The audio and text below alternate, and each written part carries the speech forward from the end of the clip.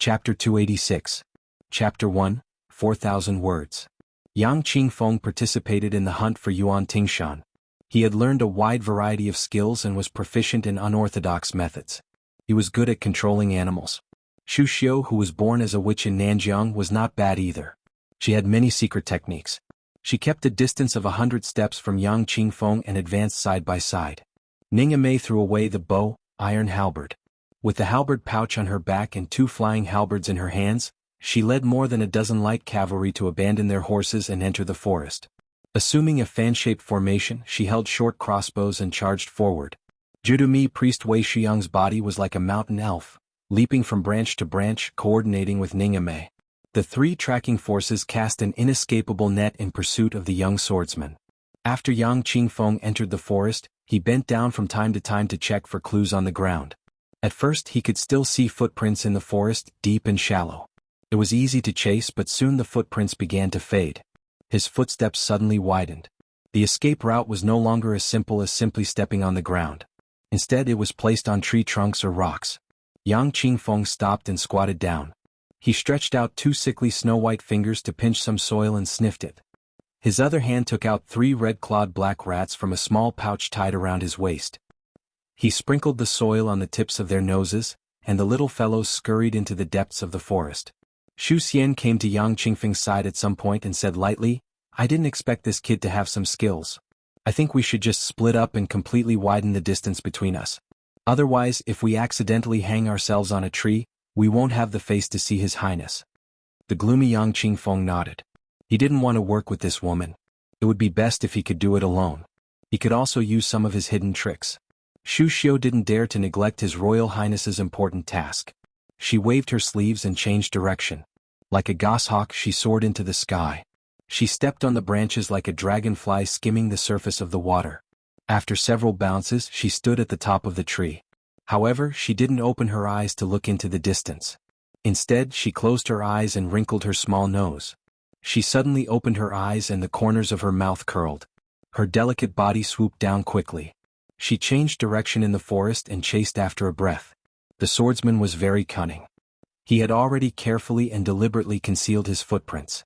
However, Xu Xiu was still able to follow him by relying on the breath that was against the wind. She muttered seductively, "Little guy is really naughty. Sister is so tired that I'm sweating all over. If I catch you, I'll skin you alive and pull out your tendons." In less than an hour, Xu Xiu successfully saw the swordsman's back twice. One time, the swordsman didn't run away. Instead, he ambushed Xu Xiu. His whole robust body was like a gecko sticking to the trunk of a tree. If Xu Xiu hadn't sensed that the breath had become heavier and determined that the swordsman was nearby, she would have been cut in half by the swordsman's saber. After Xu Xiu nimbly dodged this fierce and murderous strike, she retreated. Her hands and feet were glued to the trunk of a nearby tree. She looked down at the young swordsman who was grinning maliciously. She gently patted her heavy chest with one hand and said with a charming smile, "Oh, little brother, you don't even know how to have tender feelings for the fairer sex. Sister was worried about you all the way here for nothing." Yuan Tingshan, who was being chased by this woman like a shadow, wasn't flustered at all. He sheathed his saber and said with a mischievous smile, "My little brother isn't small. If sister doesn't believe me when it's just the 2 of us later, Yuan Tingshan will definitely make sister ecstatic." Xu Xiu, who was glued to the tree like a spider, said with a charming look, "Your little mouth is really sweet." Yuan Tingshan's ears kept trembling slightly. He tapped his legs with his saber. The 2 heavy lead weights wrapped around his calves shattered and fell to the ground. He said with a smile, "Sister's lover will be here soon. Little brother doesn't have the hobby of fighting 2 dragons and 1 phoenix. I'll leave first." If sister's mother was still here, she could have called sister to roll in bed with little brother. Sister is so beautiful, presumably mother's charm is still there. With 2 peaks confronting each other, little brother will be captured without a fight. Unfortunately, only sister is here today. Forgive me for not accompanying you." While he was flirting, Yuan Tingshan, who had lost more than 10 jin of weight on his legs, retreated with unusual agility. In a flash, he disappeared without a trace. Xu Xiu, who wasn't in a hurry to chase, slowly landed on the ground. She stuck out her small lilac tongue and licked the corner of her mouth. She clicked her tongue and laughed, teasing this old lady. After this close combat, the quick-witted Yuan Tingshan began to flee with the wind. He no longer went against the wind and left clues for Xu Xiu. This made Xu Xiu's anger soar. After she reunited with Yang Qingfeng by the stream, she saw Yang Qingfeng squatting on the ground to pick up a heavy iron inner jacket. Nearby, a black rat was nailed to the ground by a branch.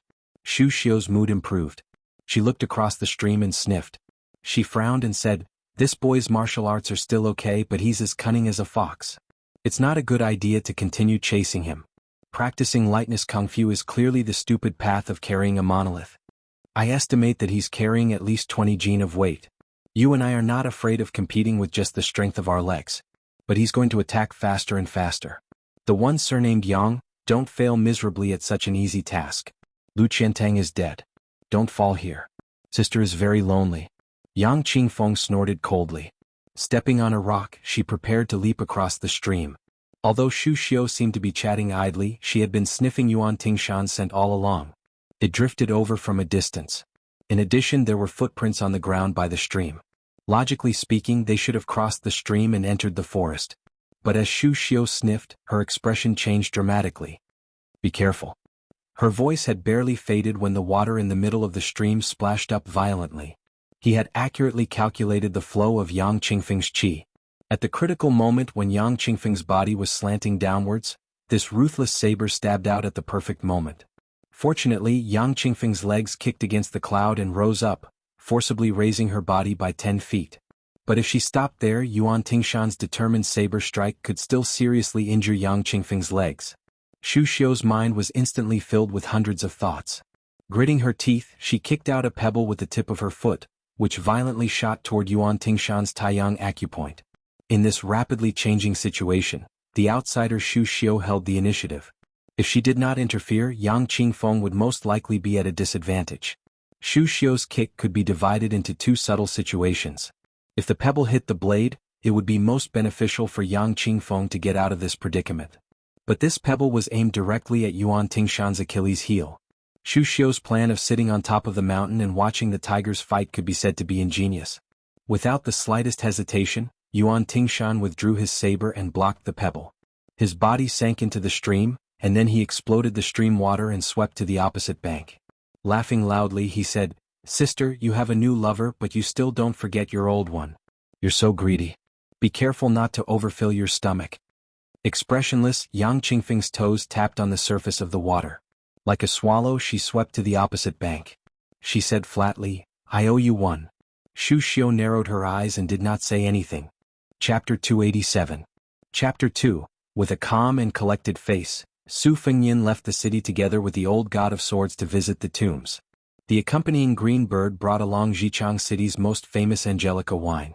Li Chungang mocked, "How can such a soft-hearted person accomplish such a dog-fart important matter? There are so many pitiful people under the heavens. Do you have 3 heads and 6 arms or what? Can you take care of them all?" Su Fengyin rolled his eyes and said, "I already don't like the Xianyuan family, which is one of the top 3 families in the martial world. Now that I finally have something to use against them, if I don't go to the bull gang and cause a ruckus, I'll be sorry for being chased out by Xianyuan Qingfeng. Doesn't the Xianyuan family see siblings as food on the plate? I'll make the meat in my mouth fall into my own plate. If he's not convinced, he can make a move. When the time comes, it's no big deal for the old senior to open the gates of heaven again." The old god of swords glanced at him and said, "Can you stop scheming against this old man all the time? Now that you don't have Jiang and I to support you, if you really annoy this old man, he'll open the gates of heaven with his sword." Su Fengyin changed the topic and asked, "What kind of person is that old Xianyuan guy? I heard that if this pervert doesn't have a woman for a day, his eyes will turn red, his cheeks will become red like fire, and his skin will crack and his tendons will twitch. It sounds like he's possessed by the devil." The old man with the sheepskin fur coat thought for a moment and said with a crooked mouth, "What else can he be like?" Su Fengyin said helplessly, "Tell me in detail. We're about to go to Mount Hui to cause trouble, so we have to know ourselves and the enemy. If we go down the mountain with great fanfare and end up rolling down the mountain with our tails between our legs, that woman Xianyuan Qingfeng will laugh her head off." Li Chungang had an impatient expression and said lightly, "This old man can probably be considered half a martial genius, but he can't compare to Wang Xianji." Su Fengyin whispered, "Nonsense, if he's the same as Wang Xianji, why would I go to the bull gang?" The old god of swords kicked his royal highnesses but and turned around to ask Blue Bird for Angelica wine to quench his thirst. In the end he was met with a cold look. He sighed and said, "Brat, you only care about showing off in front of the siblings, you don't know the immensity of heaven and earth." If. Goo. And? It sounded like he had been lustful and disrespectful all these years, but it was not that simple. This fellow had been proficient in Buddhism since a long time ago. In addition, his inner strength was already profound when he was in the prime of his life. He used the Yin cauldron to supplement the Yang cauldron to adjust the hard obstacle. Once he succeeded, he would have achieved immortality and his cultivation would be comparable to the great Jinren of Taoism. It's up to you whether you want to go to Mount Huishan. Su Fengyin rubbed his chin and thought about it seriously. The old god of swords asked softly, "Which one do you like between the siblings?" Su Fengyin's mouth twitched. "Old senior, you're wrong." The old god of swords said, "Indeed, with that guy who borrowed your spring thunder embroidered winter double blades, I'm afraid Murong Tong Huang won't catch your eye. Then when do you make a move on that white fox face?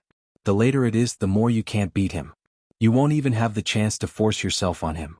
Actually, this old man can teach you a simple method. You just have to think of yourself as a woman. That white fox face is a man. Anyway, he's the most beautiful woman in the world. You won't lose out." Su Fengyin felt his hair stand on end and goosebumps appeared all over his body. He was full of grief and indignation. Li Chungang said disdainfully, "What? You want to fight with this old man?" Su Fengyin immediately flattered, "How can I? I'm still waiting for old senior's sword to go against the flow of the six-layered waterfall and flood that bull mound." Li Chungang said disdainfully, "Virtue." After leaving Zhejiang City, they walked for 2 hours before they finally found a lonely grave. Weeds grew crazily in the 3-foot-long grave. Su Fengyin squatted down and pulled out the weeds that wrapped around the tombstone. He looked at the tombstone that was less than 3 feet tall and remained silent. After more than 20 years of cold wind and rain, the writing was already mottled and unclear. He could only vaguely see the fragmented sentences. "The sun rises from the East Sea, the earth's chi surges boundlessly.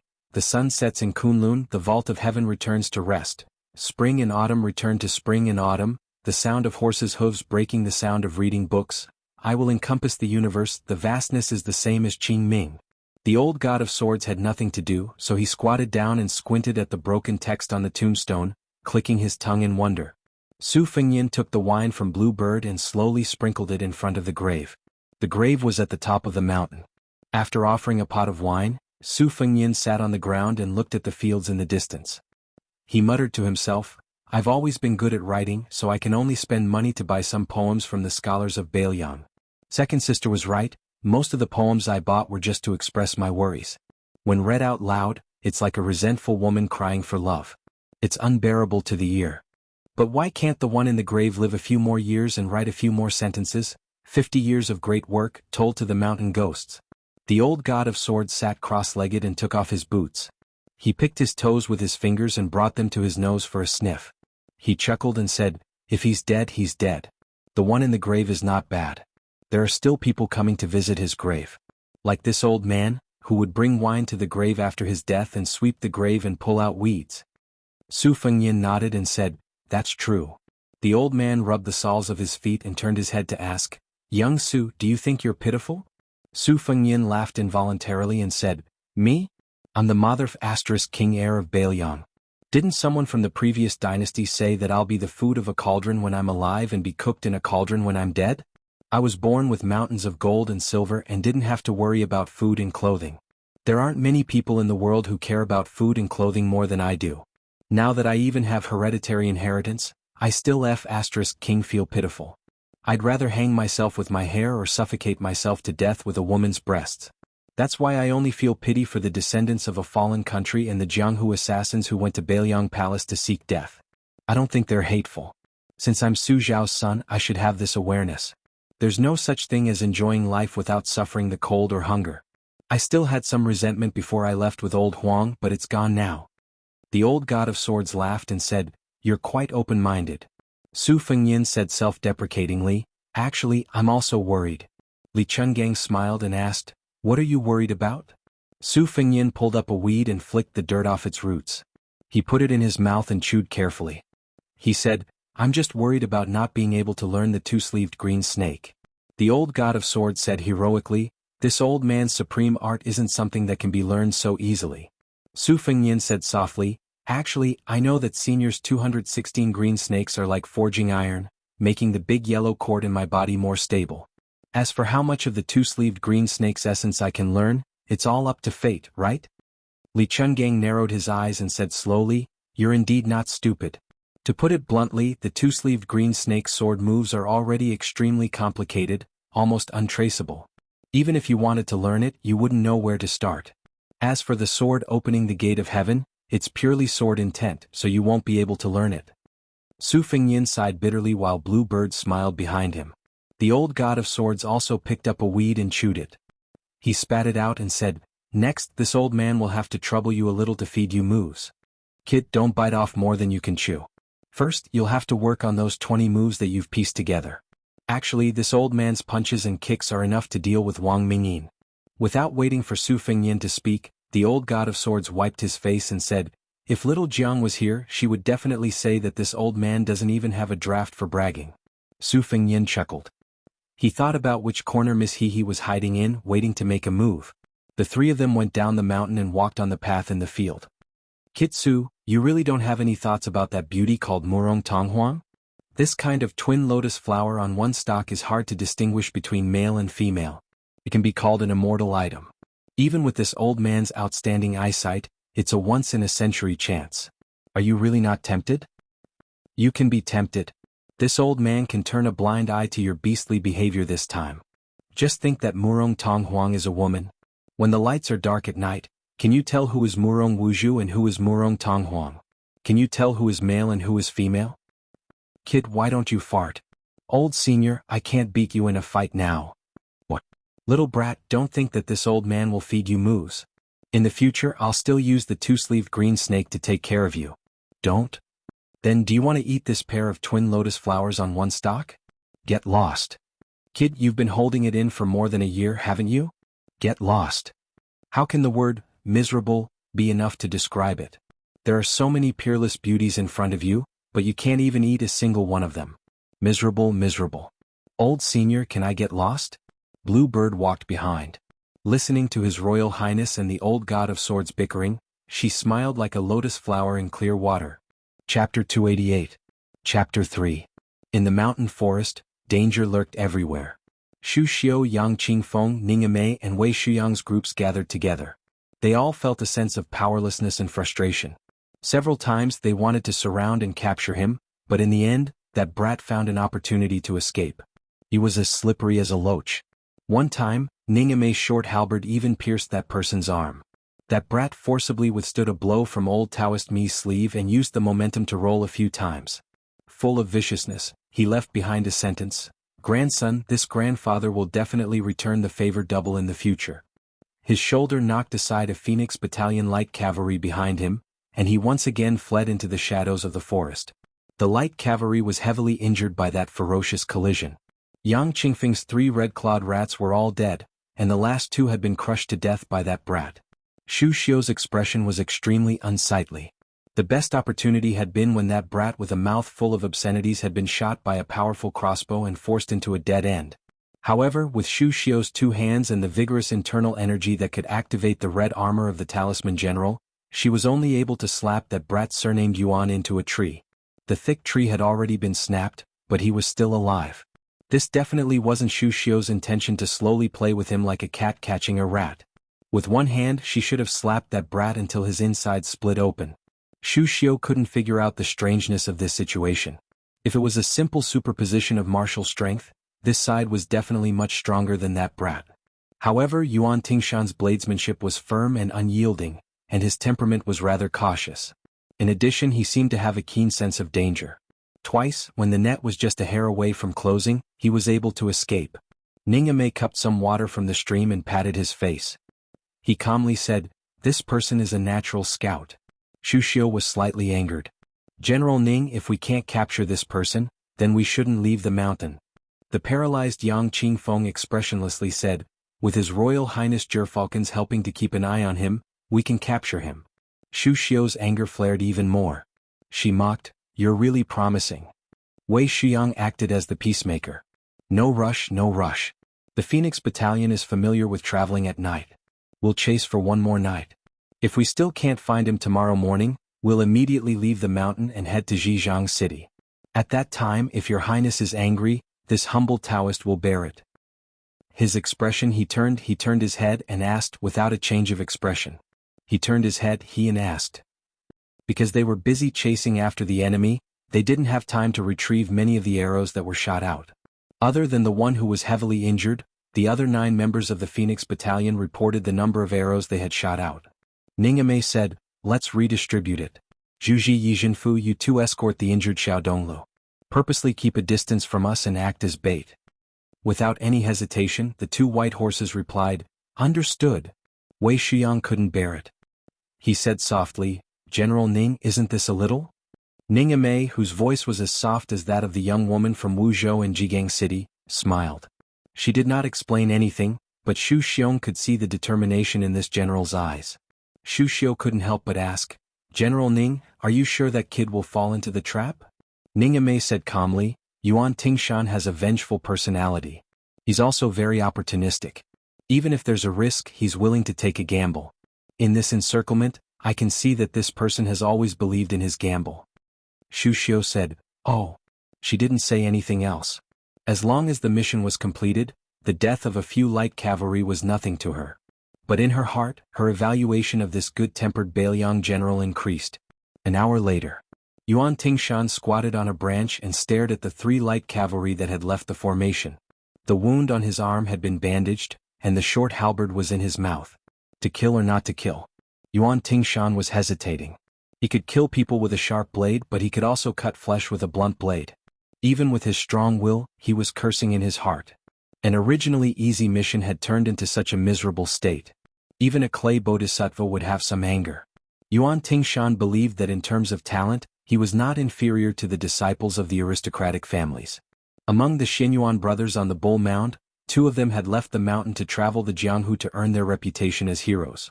One of them had almost had the tendons in his arms and legs broken, while the other had some real skills. They fought to a draw, but Yuan Tingshan only lost in terms of moves. If he really fought with his life on the line, he was confident that he could cripple the elegant aristocratic family disciple within 100 moves. A cold smile appeared on Yuan Tingshan's face. Reincarnation was very important. If one was born into a good mother's womb, they would be able to easily obtain top-tier secret manuals. With the guidance of an expert in the family, they would be stable. The people of the same age from the aristocratic families would pretend to be extraordinary. If they could not beat them, they could just cry to their parents. It would be difficult to suffer even if they wanted to. Song Kelly was undoubtedly one of the best among these people. Yuan Tingshan lowered his head and looked at the padao that was as inconspicuous as his own. What could he rely on? He could only rely on this damn padao to carve out a future for himself. Hateful. Hateful, I should kill. Kill. I don't believe that I will die here. As long as I don't live long enough, even the king of hell will not be able to take my life. Yuan Tingshan bit the short halberd and was about to jump down from the branch. His body instantly stiffened like a full moon bow. Someone above him laughed. At this critical moment, Yuan Tingshan was about to fight to the death. That person said softly, don't regret it. Yuan Tingshan did not move at all. He did not hesitate to reverse the flow of his qi. Blood oozed out from the corner of his mouth due to his internal injuries. However, his mind was extremely clear. No one wants to buy your life. I'm too lazy to kill you. I just find it fun to see you running around. I don't want you to die so early. Yuan Tingshan gritted his teeth and asked, who are you? There was no response. Yuan Tingshan risked looking up and saw a little girl squatting on a swaying branch. She was carrying a golden sunflower. On the tree and under the tree they stared at each other. Other than an old man who taught me how to kill, I usually only talk to the dead or those who are about to die. If you speak more than 20 words, you will die even if you don't. How many words have you seen? The girl spoke very stiffly. At the end of her sentence, the corners of her mouth curled up. Yuan Tingshan's qi surged. He was not only bleeding from the corner of his mouth, but also from his 7 orifices. However, at this moment, his blade emitted an inch-long bluish-purple glow. That day he went deep into Mount Longhu with Xinyuan Qingfeng and saw a middle-aged Taoist fishing. He was the only one who ate all the vermilion fruits. At first, Yuan Tingshan did not think much of it. However, when he went down the mountain and boarded the boat, he heard a voice. It was that Taoist's voice. He only said the words dragon spits water. However, when he looked around he could not see that Taoist. Then his qi began to roll. When he arrived at Mount Hui, he vomited blood all the way up the mountain. When he arrived at Sixfold Waterfall, he almost crawled under the dragon spit's water. Later he had to carry the torrential water on his back. With his physique, it was reasonable to say that he could hold on for half an hour. Any longer and he would hurt his internal organs and meridians. However, he sat there for 24 hours. It was indescribably mysterious. His realm advanced rapidly. This was the biggest reason why Yuan Tingshan dared to use his blade against that young master on the white horse. Now he only lacked a secret blade technique manual. Yuan Tingshan raised his blade and chopped off half of the branches of the towering tree. At some point the little girl was squatting on a nearby tree. She was still carrying that eyesore of a sunflower. She said calmly, "Hey, your realm advanced." This time Yuan Tingshan was really running for his life. Chapter 289. The original name of Yanqi Pass had long been forgotten. It became Yanqi Pass only because a poet from the frontier fortress of the previous dynasty said that the southern geese wept to the north. This pass was heavily guarded by Bailiang. With one man guarding the pass, it forcibly blocked the northern barbarians' passage to the south. Dark clouds covered the city, wind and rain filled the buildings, and sand and rolling stones were flying in the desert. However, in the distance one could vaguely see Bailiang soldiers continuing to train in the sandstorm. Bailiang was as cold and bitter as the Bailiang cavalry. Further north, although there were more deserts, there were also patches of fertile water plants. The area around Yanqi Pass was completely desolate and barren. A white-clothed man stood at the top of the city wall. On his left was Dian Xiongzong, who looked like a western lion. On his right was Wei Fuqing, who looked like a poor old pedant. Dian Xiongzong, who held 6,000 iron stupa heavy cavalry, opened his bloody mouth and stood at the top of the city wall for a long time. In the end he couldn't help but roar, "General, now that Bailiang Road has been established, it's natural for the great general to be the Jidushi. Whoever dares to snatch this position, old Dian will chop him down with an axe." But why should the governor of Feng province, Li Gongda, be the administrator? This old fellow claims to be the second best at making money, and no one says he's the first. How can he govern Bailiang? Bah, I'll spit on his face. Old Dian, I'll say the ugly words here. If Li Gongda has the guts to be the administrator, we'll take 6,000 cavalry and slaughter him. Wei Fuqing's body was weak. As the wind and sand blew, he coughed repeatedly. He raised his sleeve to cover his mouth and said vaguely, "Don't talk nonsense. The administrator is not a rare thing. It doesn't matter who sits in this position. As for the supervisor, I don't know which guy the imperial court will send to take this position." Dian Xiongzong said carelessly, "Wei Fuzi, you're King poor and fastidious. How is the administrator not a good thing? Shouldn't the second most important official in Bailiang be our general?" Wei Fuqing waved his sleeve and said with a helpless smile, "You're a guy who only has strength but not brains. If the administrator is the general, then it will be a big problem. If the imperial court wants to do this and the general doesn't refuse." Teacher Wei stopped speaking halfway. He narrowed his eyes and looked at the rolling black clouds in the sky. He sighed softly. Stunned, Dian Xiongyo said, "What do you mean?" "Wei Fuzi, it's not like you don't know that old Dian's head was kicked by a horse when he was a child. It's useless. Whenever I move my head hurts." This was absolutely true. The third-rank military officer, Dian Xiongzong, had incomparable strength at a young age. One time he was dragging a horse in reverse on the street. In the end he was turned around and trampled by the crazy horse. Not to mention his body, his head was ruthlessly trampled by the horse's hooves. It was a miracle that he didn't die. However, everyone in Bailiang was well aware that General Dian's brain had nothing to do with whether it had been trampled by horses or not. Wei Fuqing was rendered speechless by this scoundrel's scoundrelly behavior. After carefully weighing his words, he said slowly, "You want the general to go to Liangzhou City to be the administrator, to deal only with official documents all year round, and to ignore all military affairs in Bailiang?" Dian Xiong was stunned. This? From beginning to end, the white-clothed Chen Zhibao turned a deaf ear to him. He only turned his head to look at one of Bailiang's newest young generals. His surname was Che and his name was Yi. He was born in Beimang, but he was a slave of the lowest status. He was skilled in archery and horsemanship, and he was good at fighting. He was originally a man of sacrifice raised by the nobles, but he had committed a heinous crime in Beimang. All the way to the south, he had killed more than 20 Beimang's wolf and eagle guard with one man, one horse and one bow. This Wolf Fang soldier was already the second best warrior in Beimang, second only to the great Tiger Ben. He was roughly equal to the iron soldiers of Bailiang. It must be known how cruel the iron soldiers' selection process was. They were given a short crossbow or a hard iron bow, 20 arrows, a Bailiang saber and 3 days' worth of food. 5 people in a team were thrown into Baimang's territory. Each person had to cut off 6 heads of Baimang soldiers before they could return. After that, there were still tests for infantry and cavalry. After Che Yi defected to Bailiang's army, he joined the scouts and immediately became the crossbowman who had beheaded the most people. Last year, he followed Qin Jibao and personally led 600 cavalry to raid Baimang's White Sun City. With 1 arrow, he shot through a certain member of the Baimang royal family who was patrolling the border. When this kid returned with Qin Jibao, he had a total of 30,000 Baimang cavalrymen hanging on his tail. Taking everything into account, Che Yi was only 19 years old this year. Che Yi was wearing silver armor and holding a helmet in his hand. The wind and sand blew in his face, but he remained motionless.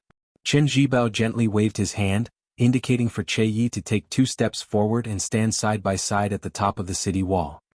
He smiled and said, "Do you think it will rain in this weather?"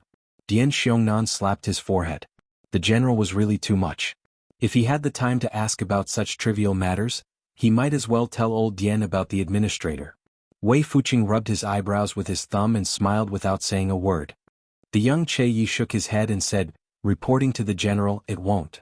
Qin Jibao made a sound of acknowledgement and then fell silent again. Dian Xiongnan couldn't bear the loneliness, so he wanted to go down the city wall and train those bastards outside the city.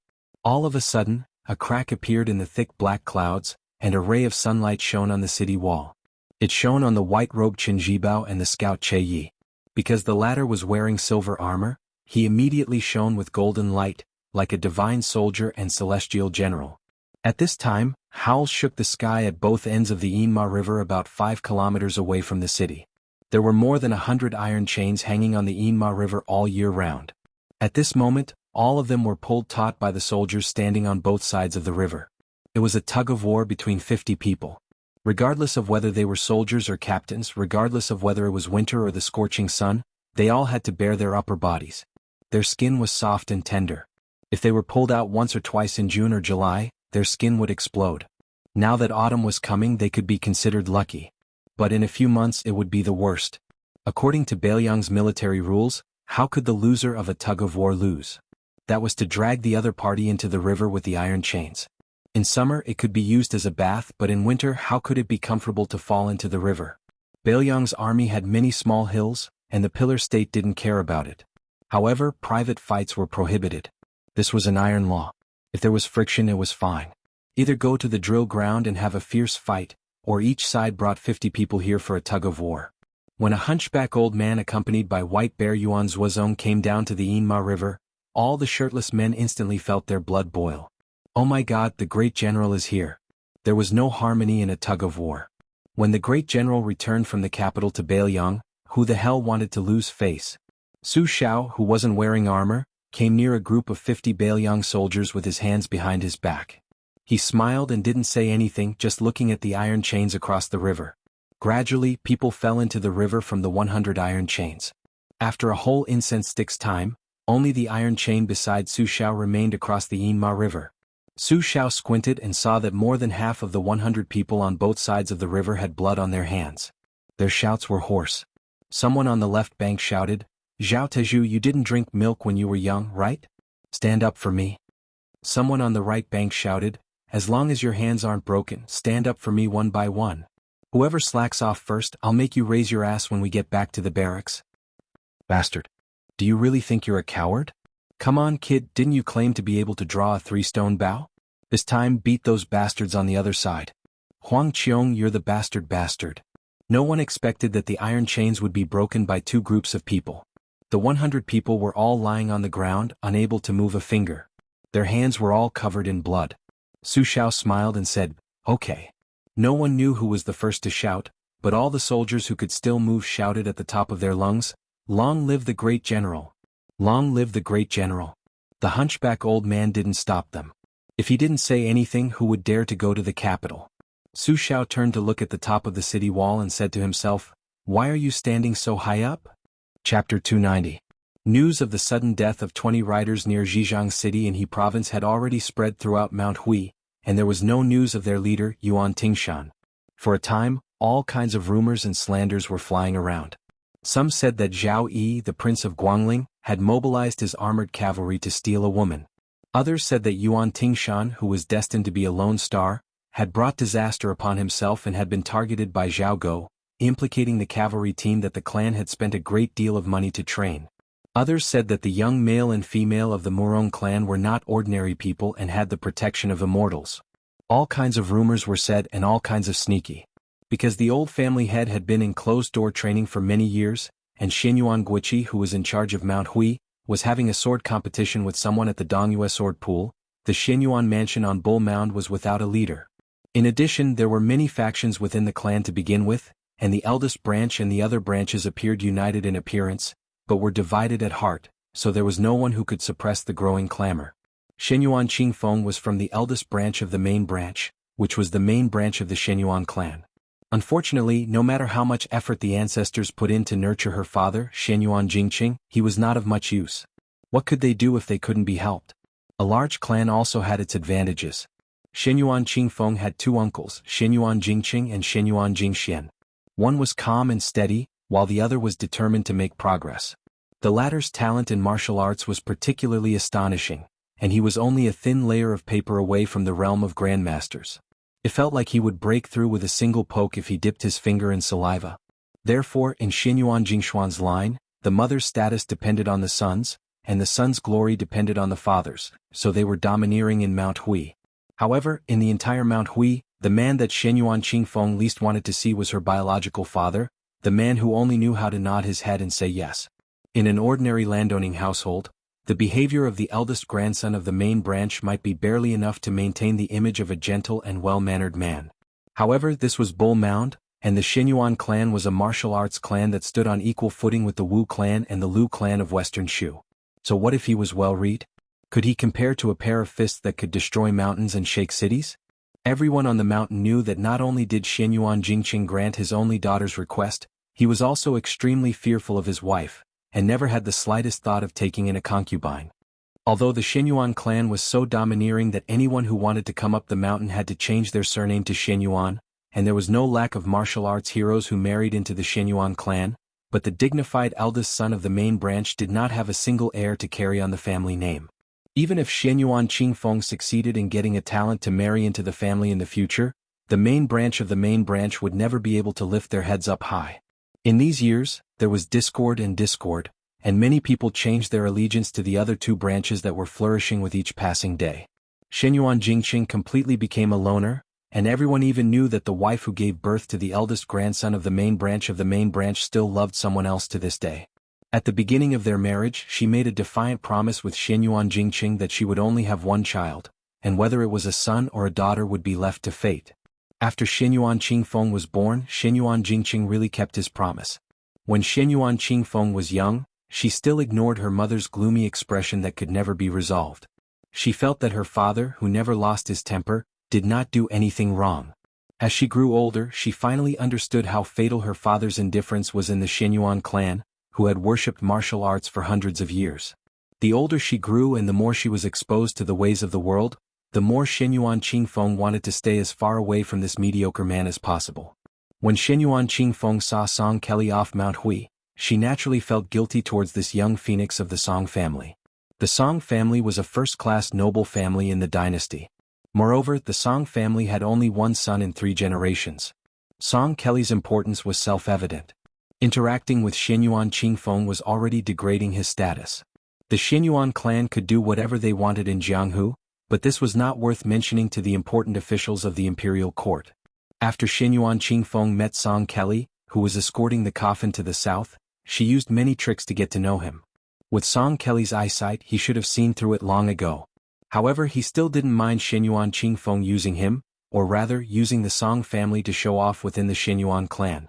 Not only did he come to Mount Hui, but he also seemed to have a pleasant conversation with Shenyuan Jingqing at the Bull Hill, giving Shenyuan Qingfeng a lot of face. Even though Shenyuan Qingfeng didn't have a good impression of scholars, she still felt some inexplicable feelings towards Song Kelly. She didn't know whether it was out of gratitude or admiration. That Yuan Tingshan who was so conceited that he didn't even try to hide his wild ambitions? Shenyuan Qingfeng asked himself, would I feel regret if he really died? Walking down the mountain on the limestone path, Xianyuan Qingfeng glanced at the six-fold sisters' waterfall. Song Kelly smiled and said, I learned some physiognomy from my father. It's not easy for Yuan Tingshan to die. His fate is very bad, but he's very tough. Xianyuan Qingfeng was a bit frightened and was about to explain. Song Kelly said gently, Miss Xianyuan, you're overthinking. Xianyuan Qingfeng didn't say anything else. He was afraid that he would add fuel to the fire. The two walked silently on the path. When they reached the foot of the mountain, they saw a boat. Song Kelly suddenly stopped and hesitated for a moment.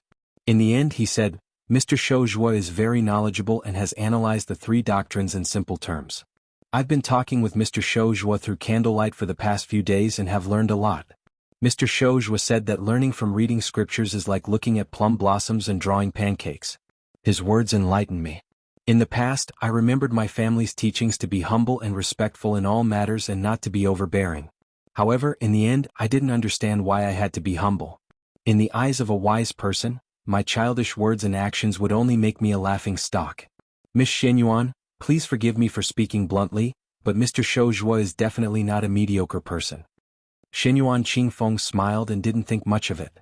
He only joked, Did my father ask you to be a lobbyist? How many books did he give you?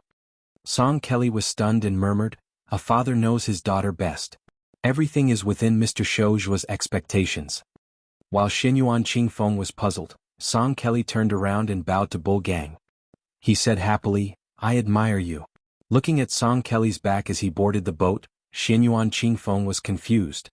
Chapter 291. Song Kelly stood at the bow of the ship and slowly sailed towards the Shi River. He didn't forget to wave at Xianyuan Qingfeng, who was on the shore. After going up the mountain, Song Kelly's bearing was impeccable. Not to mention talking about Buddhism and Taoism with Xianyuan Jingxian, he was also neither servile nor overbearing when exchanging martial arts experiences with Xianyuan Jingxian. In fact, the truth was that Xianyuan Qingfeng didn't need to make any arrangements. He would go to Mount Hui to visit Xianyuan Jingqing. Putting aside whether this person was hiding something, just his meticulous planning in politics was enough to impress his grandfather. Song Kelly's deceased teacher greatly praised him. Song Kelly went south to Jianghu to escort the coffin as a disciple, but more importantly he wanted to test Xianyuan Jingqing's ability. If he was truly talented, the Song family wouldn't mind promoting a scholar from a common family to help him consolidate his position in the family. If he was only an armchair strategist, Song Kelly could also turn to Xianyuan Jingxian. After all, this power had been rooted in Jianghu for hundreds of years and could help him do many things that scholars couldn't do. Before going down the mountain, Xianyuan Jingqing smiled faintly and said, When the scholar and the butcher become neighbors, let the scholar use his mouth. When fighting, the butcher will use his hands. There's no harm in helping each other. Although this reassurance was not small, it was still not enough for Song Kelly to make up his mind to marry Xianyuan Jingqing. Marriage between a noble family and a commoner family was a big taboo in the scholarly community, second only to the loss of descendants. The ship sailed into the Shi River and the view was broad. Song Kelly had the impulse to sing a song about the heroism of the great river.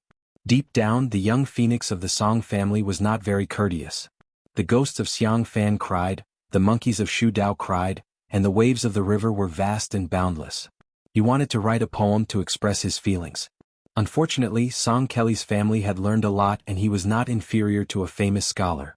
However, during the journey, Song Kelly would send out beautiful poems into the scholarly community every once in a while. The unknown inside story was that many of these poems were written by his father or even his grandfather. How difficult was it for a scholar to become famous? Hoping to write a poem that would shock the world? It was almost impossible. Without the support of the seniors in the literary world, and without the support of the students, no matter how well it was written, it could only be described as passable. Nowadays, the famous works were not famous when they were first published. It was only after hundreds of years of being passed down through generations and generations that they were gradually recognized by the giants in the literary world. Song Kelly could not be more familiar with this. How many Wang Dongxiang were there in the world? What's more, the first snow was a voluminous 500,000 words long. While Song Kelly was having mixed feelings, he saw a tall ship coming towards him. A handsome young man with a sword was standing at the bow of the ship. Beside him was a maid in green and a one-armed old man wearing a sheepskin coat. Song Kelly didn't pay much attention to them and just thought that they were ordinary pilgrims visiting Longhu. Song Kelly stayed in Mount Hui because he wanted to wait for the Bailiang crown prince. Unfortunately, he still had things to do under his father's orders. He couldn't wait any longer. The two tiger kuei that finally didn't have to stay in the carriage played coquettishly at Su Fengyan's feet. Su Fengyan pointed at the bluestone roof of Mount Hui and asked, "Bull's gang?" The old god of swords nodded. Su Fengyan squinted his eyes and rubbed the handle of his spring thunder. Unexpectedly, the operation to capture Shenyuan Yuan Tingshan some time ago had ended in failure. According to Wei Shuyang's detailed description, this Machateman's martial prowess couldn't be considered world-shocking. There was still a large gap between him and the outstanding talents of the younger generation, Xianxia and Wu Luding. However, his intelligence and luck were excellent, so His Highness the heir of the crown wasn't angry. Even though Prince Jinggan Zhaoheng had suffered a double loss at the Reed Marsh, how could he not be able to kill Yuan Tingshan? Then there was Yuan Meng's visit to the Hezhou provincial governor with Bailiang's military edict. It was a fact that the Shenyuan family banned people by force. However, the old man ignored it. Looking at his attitude, he didn't even care about Chu Lushan, who had already caused chaos in Xiangfan City. Su Fengyan muttered to himself, "What a tough guy." The old god of swords used his finger to pick a vegetable leaf between his teeth. He grinned and said, "There are as many scholars as there are fish in the river. It's normal to have a few who aren't afraid of death." Su Fengyan didn't comment on this. The boat turned to the foot of Mount Hui. Su Fengyan was in a hurry to go to Mount Longhu, so he didn't want to cause trouble for Shenyuan. He just chatted with the old god of swords. Shenyuan Qingfeng stood at the foot of the mountain for a long time. When she was finally about to turn around and go up the mountain, her delicate eyes suddenly widened. She jogged a few steps and saw the guy standing at the bow of the boat. She was furious. This bastard. She would recognize him even if he was reduced to ashes, let alone changed into luxurious clothes. It was this bastard who claimed to be surnamed Su. He and a wanderer with a wooden sword had humiliated her in every possible way in Wuzhou's lantern market. Shenyuan Qingfeng looked carefully and sneered. "Don't think that you can pretend to be a noble just because you swindled a few taels of silver." Without needing Shenyuan Qingfeng to say anything, Su Fengyan, who had been pointing at the scenery of Mount Hui, also saw this woman. He had searched high and low for her, but to no avail. He laughed and steered the boat closer to Mount Hui. He leaned on the railing and looked at Shenyuan Qingfeng, who was less than 10 zhang away. He deliberately mispronounced a word and shouted, "Guliang." Shenyuan Qingfeng didn't care about ladylike etiquette and angrily said, "Surnamed Su. What a heartwarming reunion." Su Fengyan clicked his tongue and said, "Since we parted at the lantern market, how did Guliang gain weight?" Shenyuan Qingfeng gritted her teeth and sneered, "If you have the ability, come to Mount Hui as a guest. Shenyuan Qingfeng will definitely be a good host." Su Fengyan rested his chin on his hand and said with a smile, "You miss me so much?" There was a Shenyuan ship at the foot of the mountain. Shenyuan Qingfeng ran onto the ship and tried to catch up. One ship wasn't in a hurry to escape, while the other chased relentlessly. Soon the two ships were only 50 zhang apart. Su Fengyan slowly walked to the stern of the ship and suddenly sped up. He leaped onto the railing and shot towards Shenyuan Qingfeng like an arrow. Under her dumbfounded gaze, Su Fengyan stood on the railing of the ship she was on and looked down at this arrogant woman from the Shenyuan family. Su Fengyan glanced at the restless Shenyuan retainers. Just as he was about to speak, something strange happened on the surface of the river. A sloppy old Taoist came over on a raft. The skinny young man on the bamboo raft pursed his lips and gently breathed in and out. One end of the bamboo raft suddenly pierced into the river while the other end was raised high. He used the momentum to bounce onto the ship and spread his legs like a wild horse. Then, with a kick, he actually caused the entire ship to sink. The strength? The young man instantly jumped high and crashed onto the bow of the ship where Shenyuan Qingfeng was standing. The ship shook violently again. Other than the old god of swords, Li Chungang, all the passengers on the two ships were slightly agape. Not to mention this Qinggong, but the strength to cause the ship to sink several feet? After the ordinary-looking skinny young man landed on the ground, he turned around and hugged His Royal Highness's legs tightly. He cried out at the top of his lungs, "Brother?" Chapter 292. The two warships that had accurately calculated the depth of the Green Dragon stream slowed down after the withered young man stepped on them. The Shenyuan family's private warship wanted to quietly increase its speed and keep the two brothers with different appearances on board, but the warship in front would not let it succeed. Swords were drawn and swords were unsheathed, but Shenyuan Qingfeng only saw the withered young man with bamboo-like arms carry Brother Su to the back of the bed. He hugged him tightly and refused to let go. The Xianyuan family dominated the southeast Wulin, and those who were qualified to stay on the warship were all elites. After receiving a signal from Xianyuan Qingfeng, the two swordsmen swung their swords like dragons and stabbed the young man's back. They wanted to pierce through the brothers and nail them to the warship's railing like sugar-coated haws. They wanted to show their power to those foreigners who had angered Miss Xianyuan. 2 lives were nothing to Xianyuan. Why had the governor's office of the Sword Province been able to operate smoothly all these years under the suppression of the Prince of Guangling? Wasn't it because they had the full support of the Flood Dragon that had dominated Mount Hui for 500 years?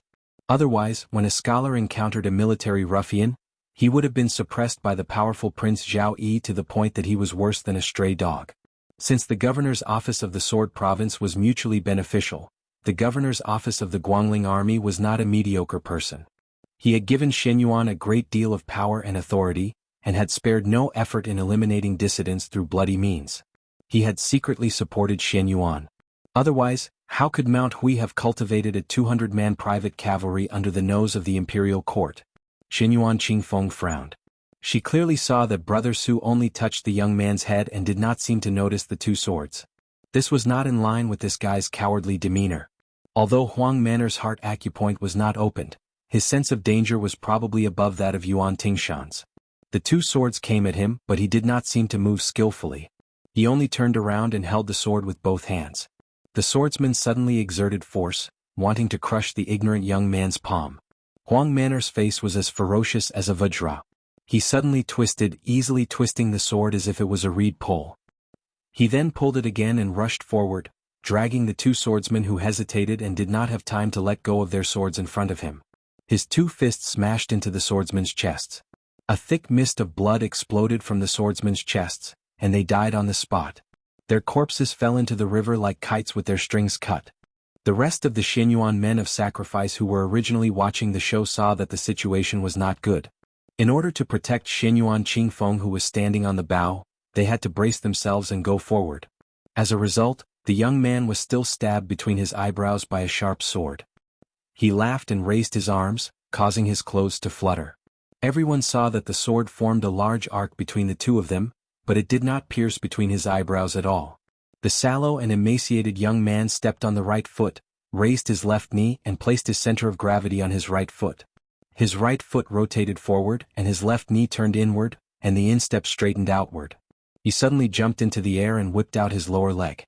The force of the kick reached the instep of his foot, and the result was that when the young man landed on the ground, the body of the man of sacrifice was still in the forward position, but his head flew several feet into the air.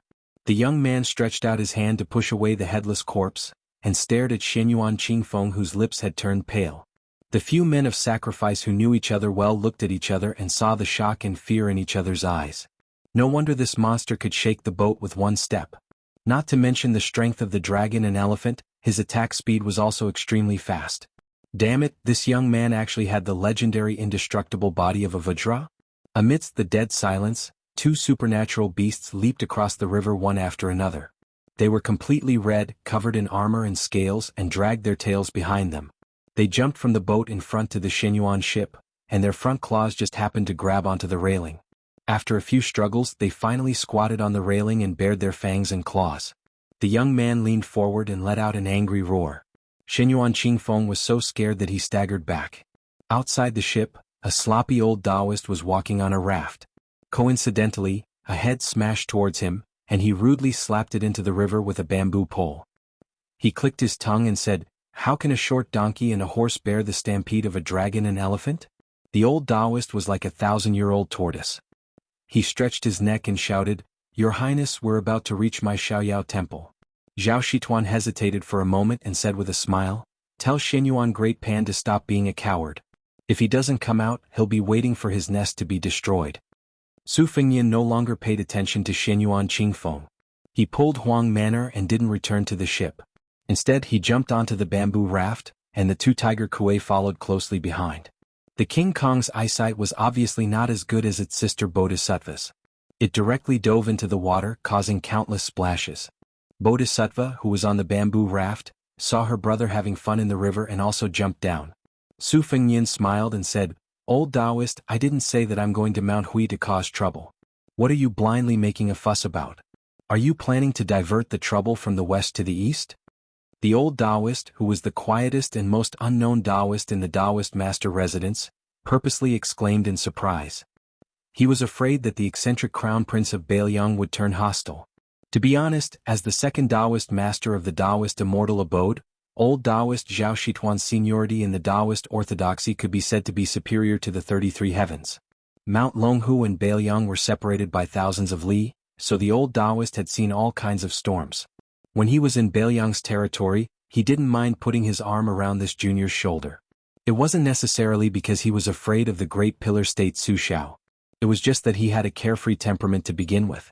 When he was young, he was also an extraordinarily frivolous and alcoholic. He was truly a rare talent with great ambition. Otherwise, he wouldn't have left the country to travel far away with his sword. Once he left the mountain, he didn't return to Mount Longhu for a whole 20 years. Now that he met His Royal Highness, who was frivolous and unrestrained, he was quite suitable. If it were Zhao Danxia and Zhao Dongping's nephews, one of whom was a minister of Yue and the other a prime minister of Qingxi, who were together with Crown Prince Su Fengyin, they wouldn't have such an attitude. Su Fengyin glanced at the giggling Huang Manor, then raised his head to look at the old Taoist. He asked in surprise, "You're not afraid of water anymore?"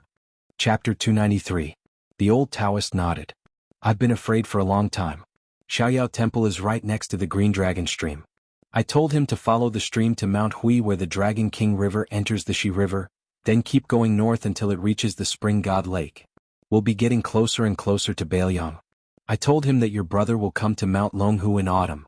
Dragon Elephant will wait for you at the stream if he has nothing to do. Then he won't be afraid of the water anymore." Su Longxiang hit the water with his palm and a big fish was shaken out of the water. His claws were like hooks. After catching the fish, he looked at his brother and grinned foolishly, as if he was asking for credit. Su Fengyin patted Huang Manor's head and shook his head. "When in Rome, do as the Romans do. Just eat some vegetarian food. Let the fish go." Huang Manor put the fainted fish back into the water, but it was eaten by a tiger kuei chasing after the bamboo raft. Su Fengyin suddenly asked, "Is there an old Taoist called Zhao Huangqiao in Mount Longhu? A very old senior?" Old Taoist Zhao Shituan thought for a while and shook his head. "There are many century enlightened masters in seclusion on the mountain, but none of them are called Zhao Huangqiao." The boats and rafts sailed up leisurely while the Xinyuan cruise ship turned around and returned to the Mount Hui pier. Xinyuan Qingfeng stood at the window of the cabin. His lips were livid and his body was trembling. It was hard to tell if he was scared or angry. She wasn't blind. Although her martial arts talent was mediocre, she had a good memory and was outstanding on Mount Hui. No matter how complicated the moves were, she would never forget them. To put it nicely, Mount Hui was a place where people from all walks of life accepted talents. To put it bluntly, it was a place where people of all walks of life lived together. The Xinyuan family had a rich collection of books. Other families and sects regarded them as treasures, but the aspiring tripod pavilion in Mount Hui had countless books. In terms of the number of books, it was only inferior to the Tide Listening Pavilion in Bailiang. Yuan Tingshan said he wanted to marry her because he saw her as a shortcut to the peak of martial arts. Even if she couldn't enter the aspiring tripod pavilion, as long as Xinyuan Qingfeng personally taught her, all problems would be solved. How could Xinyuan Qingfeng not see how terrifying the yellow-skinned youth was? Perhaps in the entire Hui Mountain, there were no more than 10 people who could create such a huge commotion. If the invincible Vajra behind the youth was included, the number of people who could be counted on one hand. That was fine. This unfamiliar word made Xinyuan Qingfeng's heart tremble. After the spring and autumn period, although the title of crown prince had a tendency to spread in the dynasty, as long as one was a legitimate son of a noble family or a bastard son, they were qualified to hold this title. However, the title of crown prince became more and more precious. Only the princes and princesses of the imperial family could be called crown prince. In the southeast of the dynasty, according to the law, only the descendants of Zhao Yi, the crown prince of Guangling, could be considered crown prince. Zhao Yi had 3 sons and 6 daughters. The crown prince, Zhao Yu, hadn't been hereditary. Speaking of which, it was strange. It was probably due to the heavenly Tao's retribution that the lecherous Zhao Yi had snatched countless beauties. The 7 concubines who had broken the rules were all beautiful enough to captivate the birds and beasts. However, their children all resembled Zhao Yi. All of them had big heads and ears and were as fat as pigs. They did not inherit the looks of the concubines at all. If that was the case, who was the fellow whom the Longhu Taoist addressed as Your Highness? There was no need to doubt the identity of Crown Prince. If he wasn't a descendant of a Crown Prince, who would dare to bring elite soldiers with him?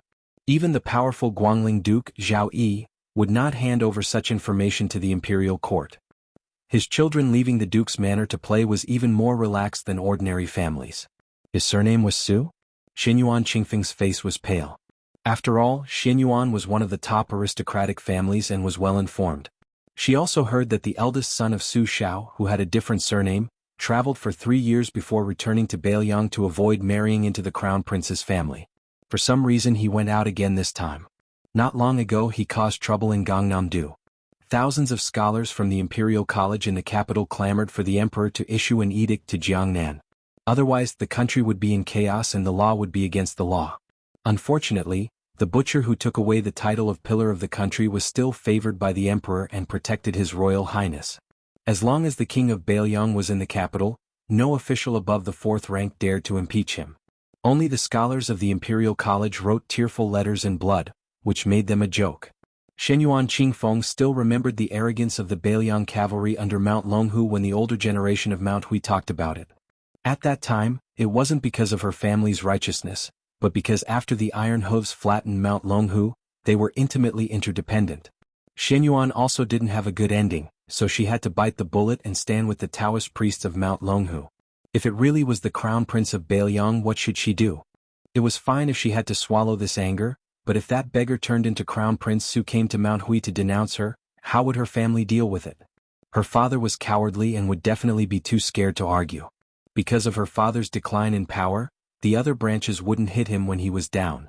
Her family originally wanted to marry her to Zhao Yi's 6 sons, but because of Song Kelly's arrival, there was a slight silence. Once her uncle Shenyuan smelled the opportunity, how could he show mercy? Who didn't know that this uncle had openly teased her mother, saying, "The dumplings are delicious, but not as delicious as sister-in-law?"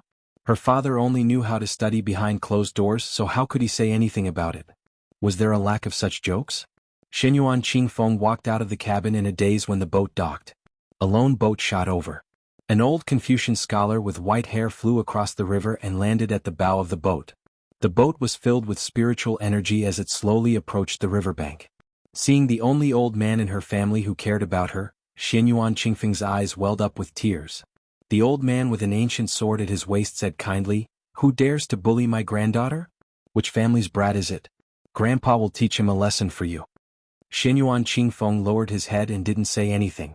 The old man smiled and said, "It can't be the crown prince of Beiliang who went to Jianghu, right? This is going to be troublesome." Shenyuan Qingfeng raised his head, his face full of shock. The old man who returned from the Dongyue sword pool was Xuanyuan's national weapon. Rumor had it that he could ride a sword for 100 feet and decapitate someone. His sword skills were outstanding in the southeast. Even the Dongyue sword pool, whose sword skills were second only to the Wu family's sword tomb, saw him as their number 1 threat. The old man said proudly, "So what if he's the crown prince of Beiliang? Can he bully my granddaughter? I'd like to see if that one-armed Li Chungang can still open the gates of heaven with his sword." Chapter 294. I'll update tomorrow. 3 guaranteed for guaranteed. They could already see the Xiaoyao temple by the Green Dragon stream. The big boat and the bamboo raft slowly docked together. Before getting off the raft, Huang Manor bent down and turned to look at Su Fengnian, indicating that he wanted to carry his brother. Su Fengnian smiled and shook his head. The old Taoist Zhao Shituan felt a little sad. The Zhongding family was cold-blooded. There were several brothers who loved each other so much. Thinking about it carefully, the Su family had few male descendants. The second son, Su Longxiang, was born mentally retarded. Of course, the 2 princesses were destined to be married off. In this way, the Beiliang palace would not leave any room for outsiders to interfere in the succession. Anyway, the eldest son, Su Fengnian, would be the heir. No matter how idle his royal highness was, there was no suspense. On the other hand, the Zhao family is the first Taoist master's residence in the South Kingdom. Although there is an ancestral rule that only Zhao can be a Taoist master, Qi Xuanzhen suppressed the Taoist master's residence 50 years ago. Now, in the Jing generation, there is Mr. White Lotus in immortality and Qi Xianxia in martial arts. They are all outsiders. No matter if it is fated chances or Taoist spells, the Zhao family can't compete with them at all. During these years they have been scheming against each other.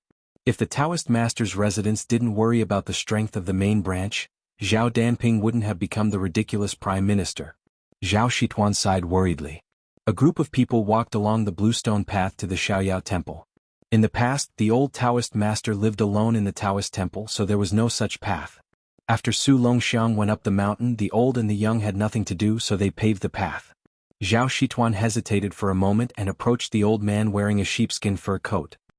He smiled and said in a low voice, "Old Li, how have you been?" The old god of swords snorted. Li Chungang had visited Longhu twice in his life, and both times he met Zhao Shituan, who was about the same age as him. As a result, he was pestered by Zhao Shituan. The first time it was Zhao Shituan who led him to the devil-slaying platform. Li Chungang did not have a bad impression of this guy, who was highly regarded by both the old Taoist master and Qi Xuanzhen. Everyone in the Taoist master's residence was as old-fashioned as clay statues, with neither immortal nor human aura. Li Chungang had already scolded them for being neither human nor ghost. He remembered that the first time he went down the mountain, this Taoist master's residence finally had an unrestrained young Taoist, who insisted on following him to Jianghu for several months. Zhao Shituan Taoist master said shamelessly, "Old Li, my kung fu is far worse than yours." Li Chungang thought of Jiang and I and his own difficulties in accepting a disciple. His Achilles heel was poked and he was furious. He pointed at Su Fengyin and glared at Zhao Shituan. "Look, my new disciple. Even if Su Longxiang becomes invincible in the future, do you think he can beat this old man's disciple?" Old Taoist Zhao was angry at first. Back then, when the Taoist nuns on the mountain heard that Li Chungang had come to the mountain, they all rushed to the devil-slaying platform like crazy, screaming as if they had seen an immortal descending to the mortal world. Zhao Shituan thought that when he was young he was also very handsome.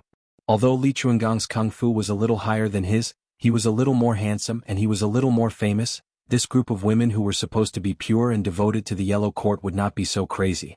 However, at that time, Li Chungang held his sword and came with an unparalleled momentum. Zhao Shituan was not convinced. Until today, it was not that old Taoist Zhao thought that he could beat Old Li in a fight, but when it came to competing with disciples, Zhao Shituan was confident that no one dared to jump out and compete with him. But no matter how much he thought about it, he did not expect Elder Li to bring up His Highness the Crown Prince. The old Taoist was immediately discouraged. There was no way to compare. Even if Su Longxiang was really ruthless and dared to drag Wang Xinji down, how could he be unreasonable to His Highness the Crown Prince? Li Chungang was in a good mood when he saw that Zhao Shituan was defeated. He patted Zhao Shituan's shoulder and comforted him. "Maybe Su Longxiang is the reincarnation of Jianghu Great Emperor. Such a good thing hasn't happened for at least 700 or 800 years. You're lucky to have picked up such a good deal." Old Sword God changed the topic and said with a smile, "Now that you have a beautiful wife, you should be happy in your bed. If you dare to show off in front of this old man, Zhao Shituan, who had once roamed the Jianghu with the god of swords Li Chungang in the same era, immediately saw the wind and said flatteringly, "Brother Li, you're treating me like an outsider. We've been friends for decades." Li Chungang said bluntly, "Don't try to worm your way into being friends with this old man. We don't have any friendship." Zhao Shituan sighed with a melancholy expression. He was too embarrassed to stick his warm face to Old Li's cold butt. He turned to look at the troops brought by His Royal Highness. Other than Old Li and 100 light cavalry, as well as a few personal retainers who could be considered top-notch in martial arts, there was no other force to be used. Looking at the signs, they did not intend to stir up trouble in Mount Longhu. This was a good thing. Otherwise, he would be stuck in the middle of both sides and would be in a dilemma. While Zhao Shituan was muttering to himself, he caught a glimpse of the 3 women in curtain hats. Then he saw the maid in green and the beauty holding the cat behind His Highness the Crown Prince. They all had the style of immortal women. The old Taoist pondered over His Highness the Crown Prince's good fortune. In the southeast, only old man Shen Yuan, who enjoyed the good fortune of the land alone, and Prince Guangling Zhao Yi, who collected beauties from all over the world, could compare. Su Fengyin walked to the door of the Taoist temple and stopped. Zhao Shituan's expression was ugly. He admitted that he was in the wrong. It was not easy to trick Su Longxiang from Beiliang to Mount Longhu, but in the end he was cultivating in this dilapidated Taoist temple. He was really embarrassed. Just as he was thinking about how to explain to His Royal Highness, Su Fengyin, who had never treated the old Taoist master as an expert, slowly turned around and faced Zhao Shituan, bowing deeply. Zhao Shituan was flustered. He was pleasantly surprised but also fearful and restrained. He hurriedly helped him up and said, "I don't deserve such courtesy from your highness. It's too much." Chapter 295. The old god of swords looked on coldly from the sidelines. He was still a little surprised in his heart. Li Chungang, who had experienced many hardships, had long since figured out Su Fengyan's temperament. Now that he had bowed so openly and sincerely, it could be considered that he had given Zhao Shituan and Mount Longhu enough face. Otherwise, given Su Fengyan's stubborn personality, he would have fought to the death even if he had provoked some king of Jing and Zhao Heng, or some scholarly group of Gangnam-do. Yu Yuwei held Wu Meinyang between her breasts. The white cat was comfortably pretending to be asleep and half awake. Occasionally, it would use its furry head to rub its perky bosom. Princess Jing'an did not know Zhao Shituan's identity, but she guessed from the scene that this foolish youth was Su Fengyan's younger brother, the future prince of Bailiang. She could not imagine that the two brothers of the Marquis clan could get along so well. As for why the young prince was cultivating with a sloppy old Taoist in a shabby monastery at the foot of Mount Longhu, Pei Nanwei did not bother to make wild guesses. What shocked Zhao Shituan even more was the following scene. After His Royal Highness bowed with his hands clasped, the White Horse Cavalry, led by Ningya Mei, gripped the hilts of their Bailiang sabers with their right hands and crossed their left arms before their chests. They took a step back in unison as a sign of respect. Everyone knew that the Bailiang cavalry were the best in the world, arrogant because of their proficiency in battle. During the Spring and Autumn War, when they traveled with Gu Jiantang and the other vassal armies, they always took the lead and no one dared to cut in.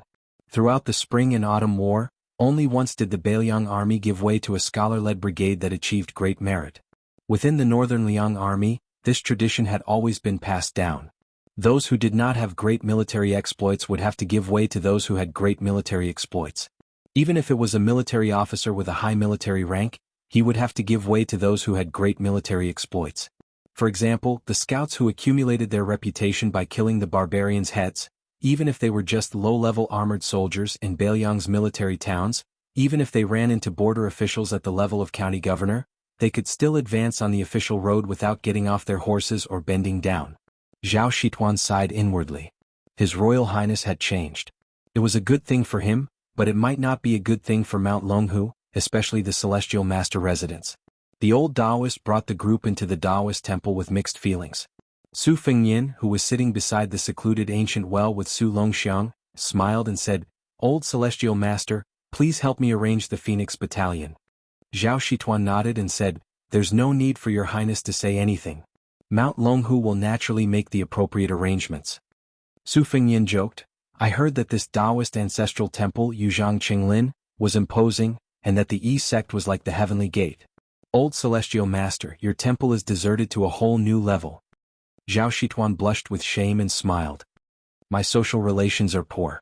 There's nothing I can do about it. I've made His Royal Highness laugh." Su Fengyan waved his hand and said, "In any case, Huang Man doesn't care about this. I see that he's quite happy here. It's not any worse than when he was in Bailiang Palace. Isn't that right, Huang Man?" Su Longxiang grinned foolishly. On this side they kept talking about His Highness, Bailiang, and the old Celestial Master. The authorities were calm and indifferent, accustomed to it. As a result, the Murong siblings who were outside the situation and were kept in the dark, were greatly frightened.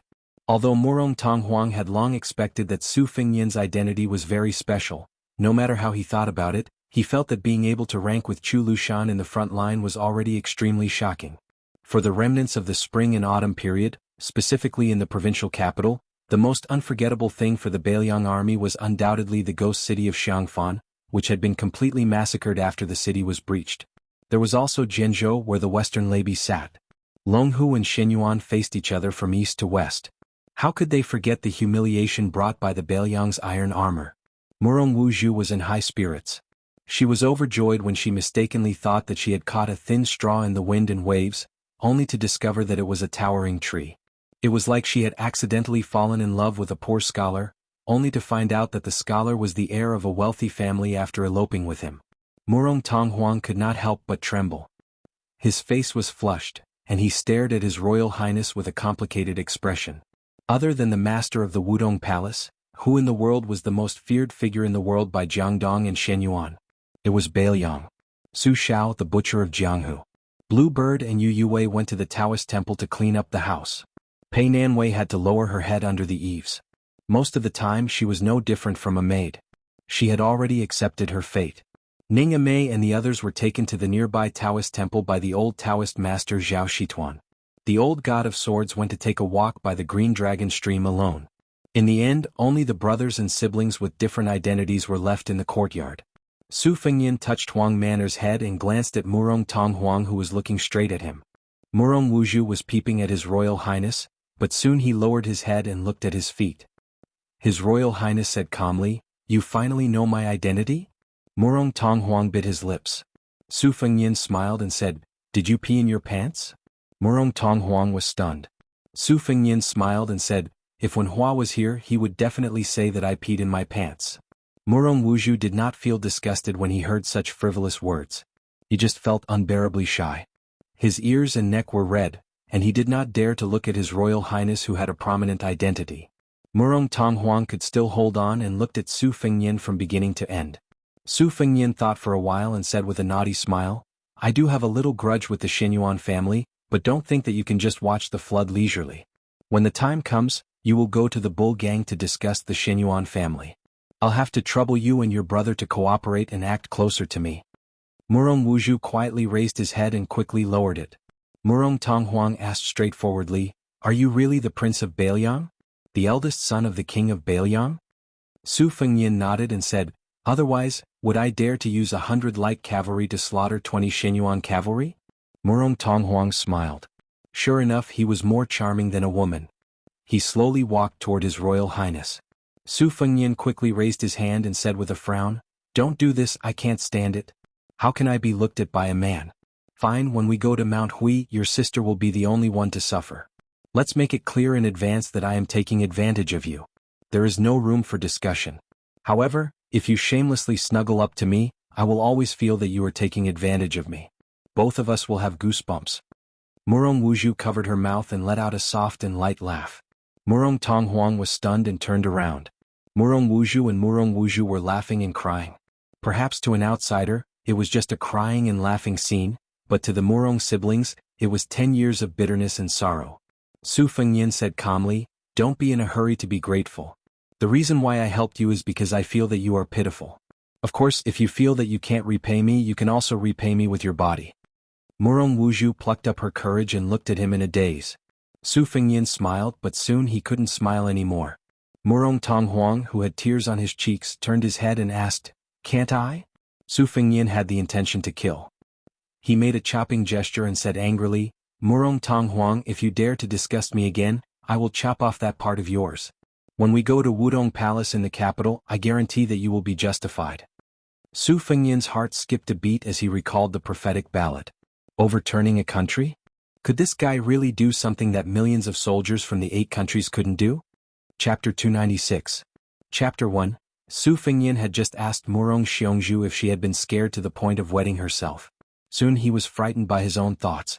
Those beauties with elegant clothes beside the emperor in the smoke of spring and autumn, no matter if they were the empress who had caused the emperor's relatives to rise to power or the concubines who had seduced the emperor, they were nothing more than scapegoats. The scholars who had lost their country and were loyal to the former emperor did not dare or did not know to get to the bottom of the matter. They could not see the root of the problem and could only use poems and articles to vent their anger on those beautiful women. They used the excuse that demons and monsters had come into being. In the eyes of discerning people, it was absurd and unreasonable. Murong Tonghuang was a beautiful young man who could not even defeat the Xianyuan family. How could he collapse a prosperous dynasty?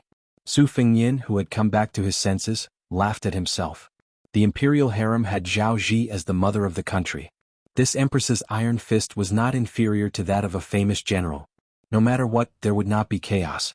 In the capital, there was that emperor who was adept at controlling all factions and parties. Inside, there was the empress who was recognized as virtuous to take care of the inner chamber. Outside, there were civil and military officials and generals who looked at all directions. What a big iron bucket of country. The thin-skinned and shallow Murong Wuzhu was short of breath. She carefully sized up this young man whom she had only known for a dozen years. His Royal Highness in Bailiang? How high was his official position? Murong Wuzhu did not understand these things. She only occasionally heard some bad comments about Bailiang when she was socializing with the scholars of Jianghu. They said that the king of Bailiang was a tyrannical executioner who had killed the most people in the dynasty. He used to like slaughtering cities. As for the eldest son, he was very foppish. He could not write or fight. He only knew how to bully good women in Bailiang. Sooner or later he would lose the family property and was not worth mentioning. No matter how simple Murong Wuju was, she knew that seeing was believing. First impressions were the strongest. She had a good impression of Su Fengyin, who had saved her and her brother. Under the premise that he was in control of their lives, he could resist the temptation and did not bully them.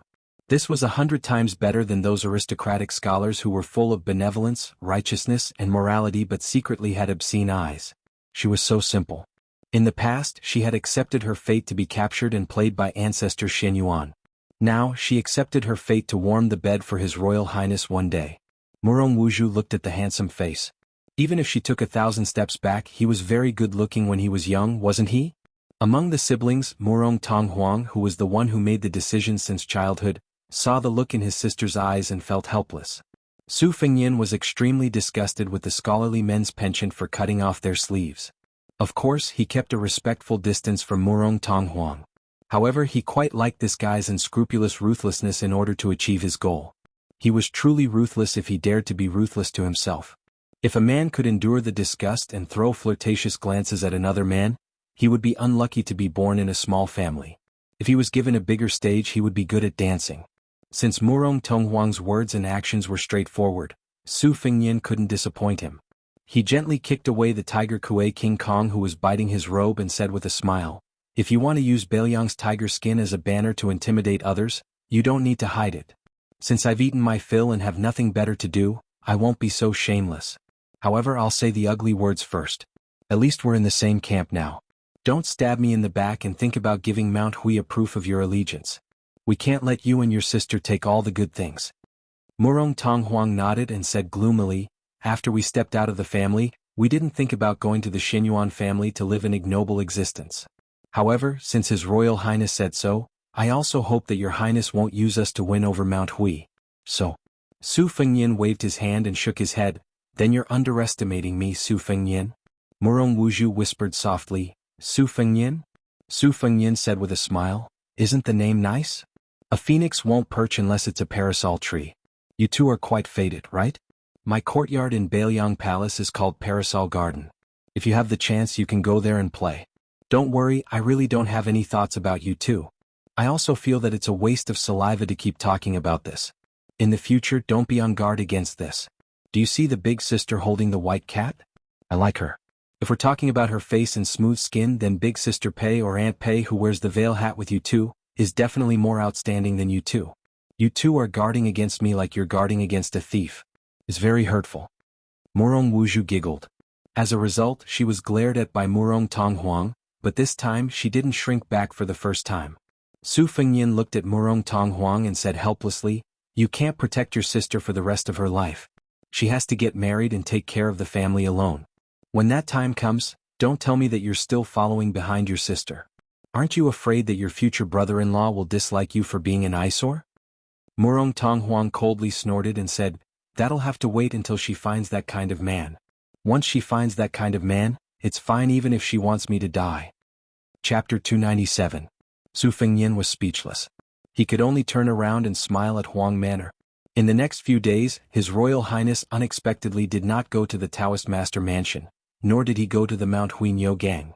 He stayed at Xiaoyao Temple obediently.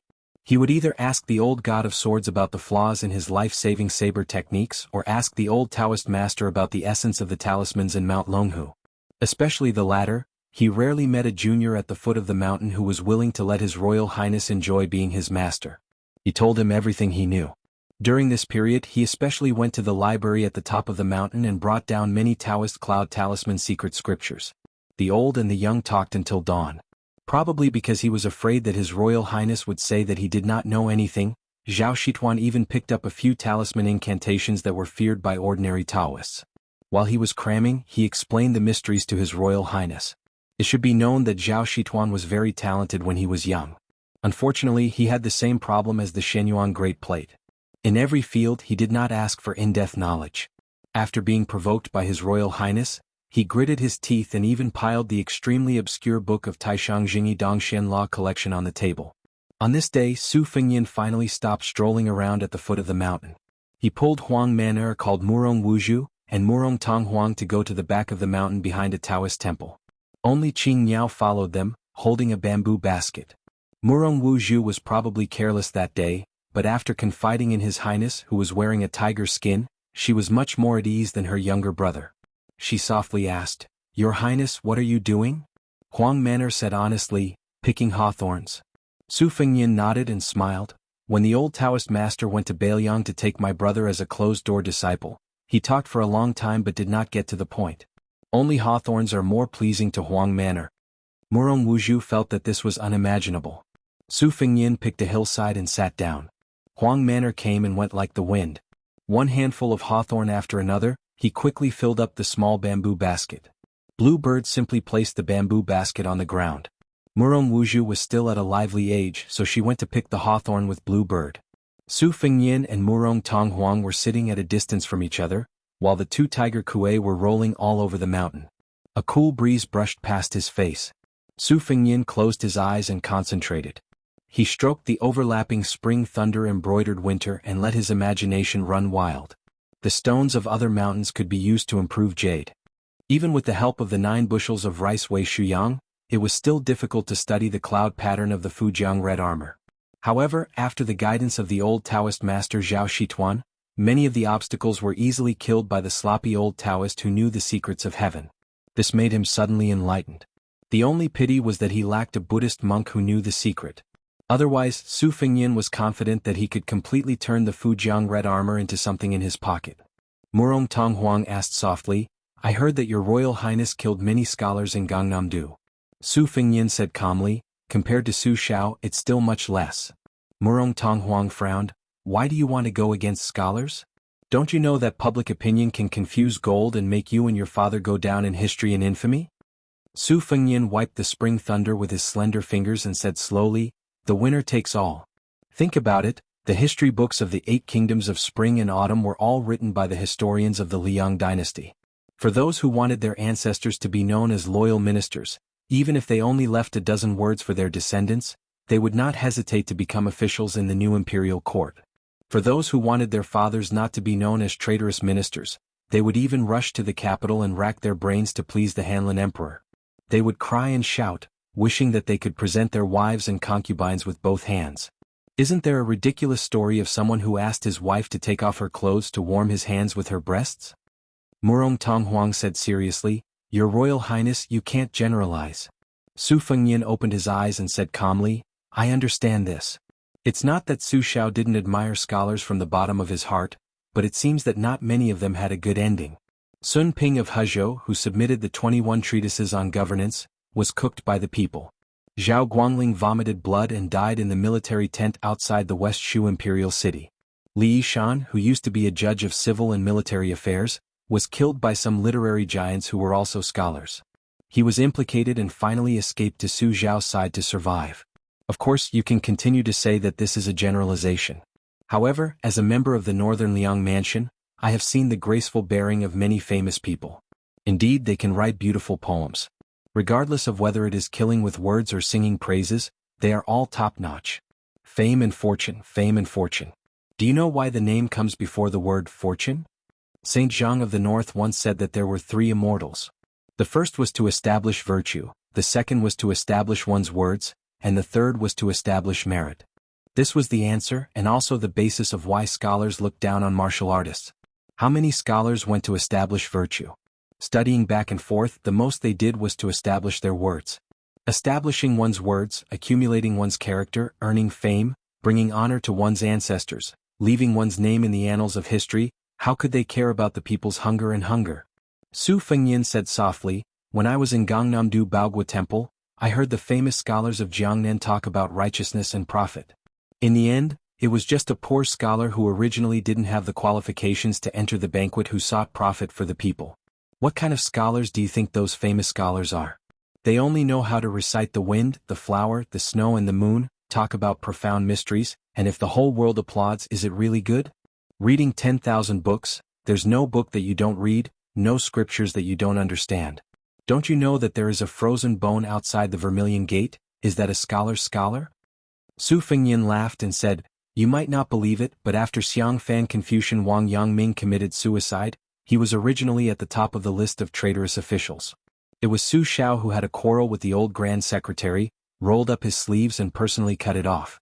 And the history books of West Chu did not leave half a word about this scholar who once sat alone on the fishing platform for West Chu for 10 whole years. This time, it was the old leader of the imperial court, West Chu's old Grand Preceptor Sun Shiji, who personally erased it. Murong Tonghuang was still persisting, but he was no longer as confident as he was at the beginning. Lowering his head, he said, "Scholars are still mostly good people." Su Fengyin said self-deprecatingly, "I didn't say that I have to make life difficult for scholars. Besides, there are a lot of people and things that have no right or wrong to speak of. If we get into a dead end and insist on either one or the other, then there's no reason to speak of." Murong Tonghuang grunted. Su Fengyin propped his chin on his hand and looked toward the bull, De Gang. He muttered to himself, "That kid Wenhua is still open-minded. I wonder where he is right now." Murong Tonghuang was in a daze, lost in thought. Su Fengyin turned his head and stretched out 2 fingers. Imitating the Taoist priests of the charm and spell sect who subdued demons and exorcised devils, he pointed at Murong Tonghuang. Laughing heartily, he joked, "Urgent as the law commands, you evil creature who brings disaster to the country and the people, why haven't you shown yourself yet?" Chapter 298. Chapter 2. Murong Tonghuang hesitated for a moment and hammered His Royal Highness's chest with all his might. At this moment he no longer pretended to be seductive and charming, nor was he gloomy. Instead, he exuded an unfamiliar aura of awe-inspiring heroism. Su Fengyin lay on the slope and said with a smile, "Qinyu, who is ranked second in the Rouge ranking, is said to not lose to Nangong. Do you know that?" Murong Tonghuang nodded, but he was confused as to why Meng Qi mentioned Qinyu and Nangong. Su Fengyin said with a smile, "That Nangong is the same as you. He is a man with a white fox face. He is even more good-looking than you. Now he is reading secret manuals in the tide-listening pavilion of Bailiang Palace. When he comes out of the pavilion he might be the #1 in the world. These 2 sabers of mine, Spring Thunder and Embroidered Winter, were originally his. Later I gave one to him and borrowed the other." Murong Tonghuang laughed and said, "If you continue to explain, be careful that you don't say that you are trying to hide 300 taels of silver." Su Fengyin felt relieved. There were thousands of knots in his heart. If he could help this pair of siblings untie one by one, he would deal with the mess of the Xianyuan family. As for Murong Tonghuang's life, he only needed to lay down some foreshadowing. After that, he would no longer pay attention to him. He really needed to learn from that old monster Huang Sanjia to play chess. Regardless of whether he was drawing a tiger or a dog, he needed to learn first. Su Fengyin suddenly thought of the celestial being from Mount Longhu, Zhao Huangqiao, who came by dragon in his dream. This Zhao was not the Zhao from the Zhao family of the Taoist Master Mansion. Su Fengyin still had not figured out whether it was a dream or reality. If it was the truth, why didn't Miss He, who was climbing the cliff all night long, respond? Even the old god of swords, Li Chungang, did not notice it. However, if he were to treat it as a dream, then everything the white python told the black dragon and the middle-aged Taoist priest, Zhao Huangqiao, said was reasonable and well-founded, especially the bearded heavenly dragon that rose from the cliff. It was almost exactly the same as the one in the evil Spring Thunder Flood Dragon painting. This painting of the Heavenly King and the Heavenly Maiden came from the hands of a great Qi practitioner and was supplemented by an ominous prophecy. Su Fengyin frowned. For the time being, he did not dare to mention this strange matter to anyone. Perhaps he would only be able to mention it to Su Xiao and Li Yishan once he returned to Bailiang. His Royal Highness didn't know that not long ago, someone had coincidentally arrived at Mount Insignia. Xianyuan Qingfeng and his grandfather, Xianyuan Guiqi, were standing on the Wangjiang terrace of the Aspiring Cauldron Pavilion. The 2 of them were leaning against the railing. The Aspiring Cauldron Pavilion was built against the cliff, while the Wangjiang terrace was abrupt. The mountain wind was blowing and it was very cold at the top. Xianyuan Qingfeng pulled the collar of his fur coat. The old man with white hair on his temples smiled and said, "Are you cold? You mischievous girl. You're just like your father. Both of you are unwilling to work hard on the path of martial arts. Practicing martial arts doesn't necessarily mean you have to fight and kill. Strengthening your body is fundamental." Xianyuan Qingfeng's cheeks were flushed from the strong wind from the river to the wall of Bull Mound. He shrunk his neck and said coquettishly, "It's not too late to learn now." Xianyuan Guiqi, who had an ancient sword hanging from his waist, smiled but didn't say anything. The old man was the only son of Xianyuan of Mount Insignia's generation. After his ancestor, Xianyuan Great Plate, suffered defeat after defeat, he went into seclusion to cultivate. It was Xianyuan Guiqi who single-handedly supported him. When he was young he was a nobody. He missed the opportunity to fight Li Chungang, the god of swords, who was known as the invincible god of swords. It was only in the recent 20 years that he rose to fame. His first battle after leaving the mountain was the toughest Wu family sword tomb as a whetstone, forcing the Wu family Su of Gojoseon to unsheath his sword. Although Xianyuan Guiqi was defeated, it was still a glorious defeat. He was praised by the martial arts world as a late bloomer. All the friends he had made over the years were old. Not long ago he went to the Dongyue sword pool and defeated 6 sword puppets with 1 strike. His reputation was right behind Dong Tai's. Xianyuan Guiqi said softly, "I heard that Li Chungang is by the side of the crown prince of Bailiang." The old man flicked the scabbard with his finger, and the ancient sword in the scabbard hummed, even louder than the whistling of the mountain wind. However, Xianyuan Qingfeng did not react at all. The old man sneered and said, "Li Chungang used to be a sword immortal. When did he become a lackey of the Bailiang? How disappointing. I wanted to find this sword Dao Senior to spar with him after I returned from the sword pool. Although it's convenient now, I don't know if Li Chungang is worthy of unsheathing the plain sword." Xianyuan Qingfeng smiled and said, "A starving camel is still bigger than a horse. Isn't that old man the 8th? Xianyuan Guiqi smiled indifferently and said, "Girl, don't try to goad me. Do you know that once one sword Dao realm regresses, the difficulty of advancing again, especially for an expert at Li Chunggang's realm, is comparable to ascension? As long as he's not a first-stage sword immortal, your grandfather can fight him. If this 8th rank is real gold and silver, then that's fine. But if it's only because of Li Chunggang's unparalleled heroic figure that they gave him a title, then I might as well expose this fig leaf. The former sword god without the wooden horse and 1 arm being defeated by the plain embracing sword is better than being used as a stepping stone by those young people." Xianyuan Qingfeng was about to say something when the old man waved his hand and said, "Girl, go first.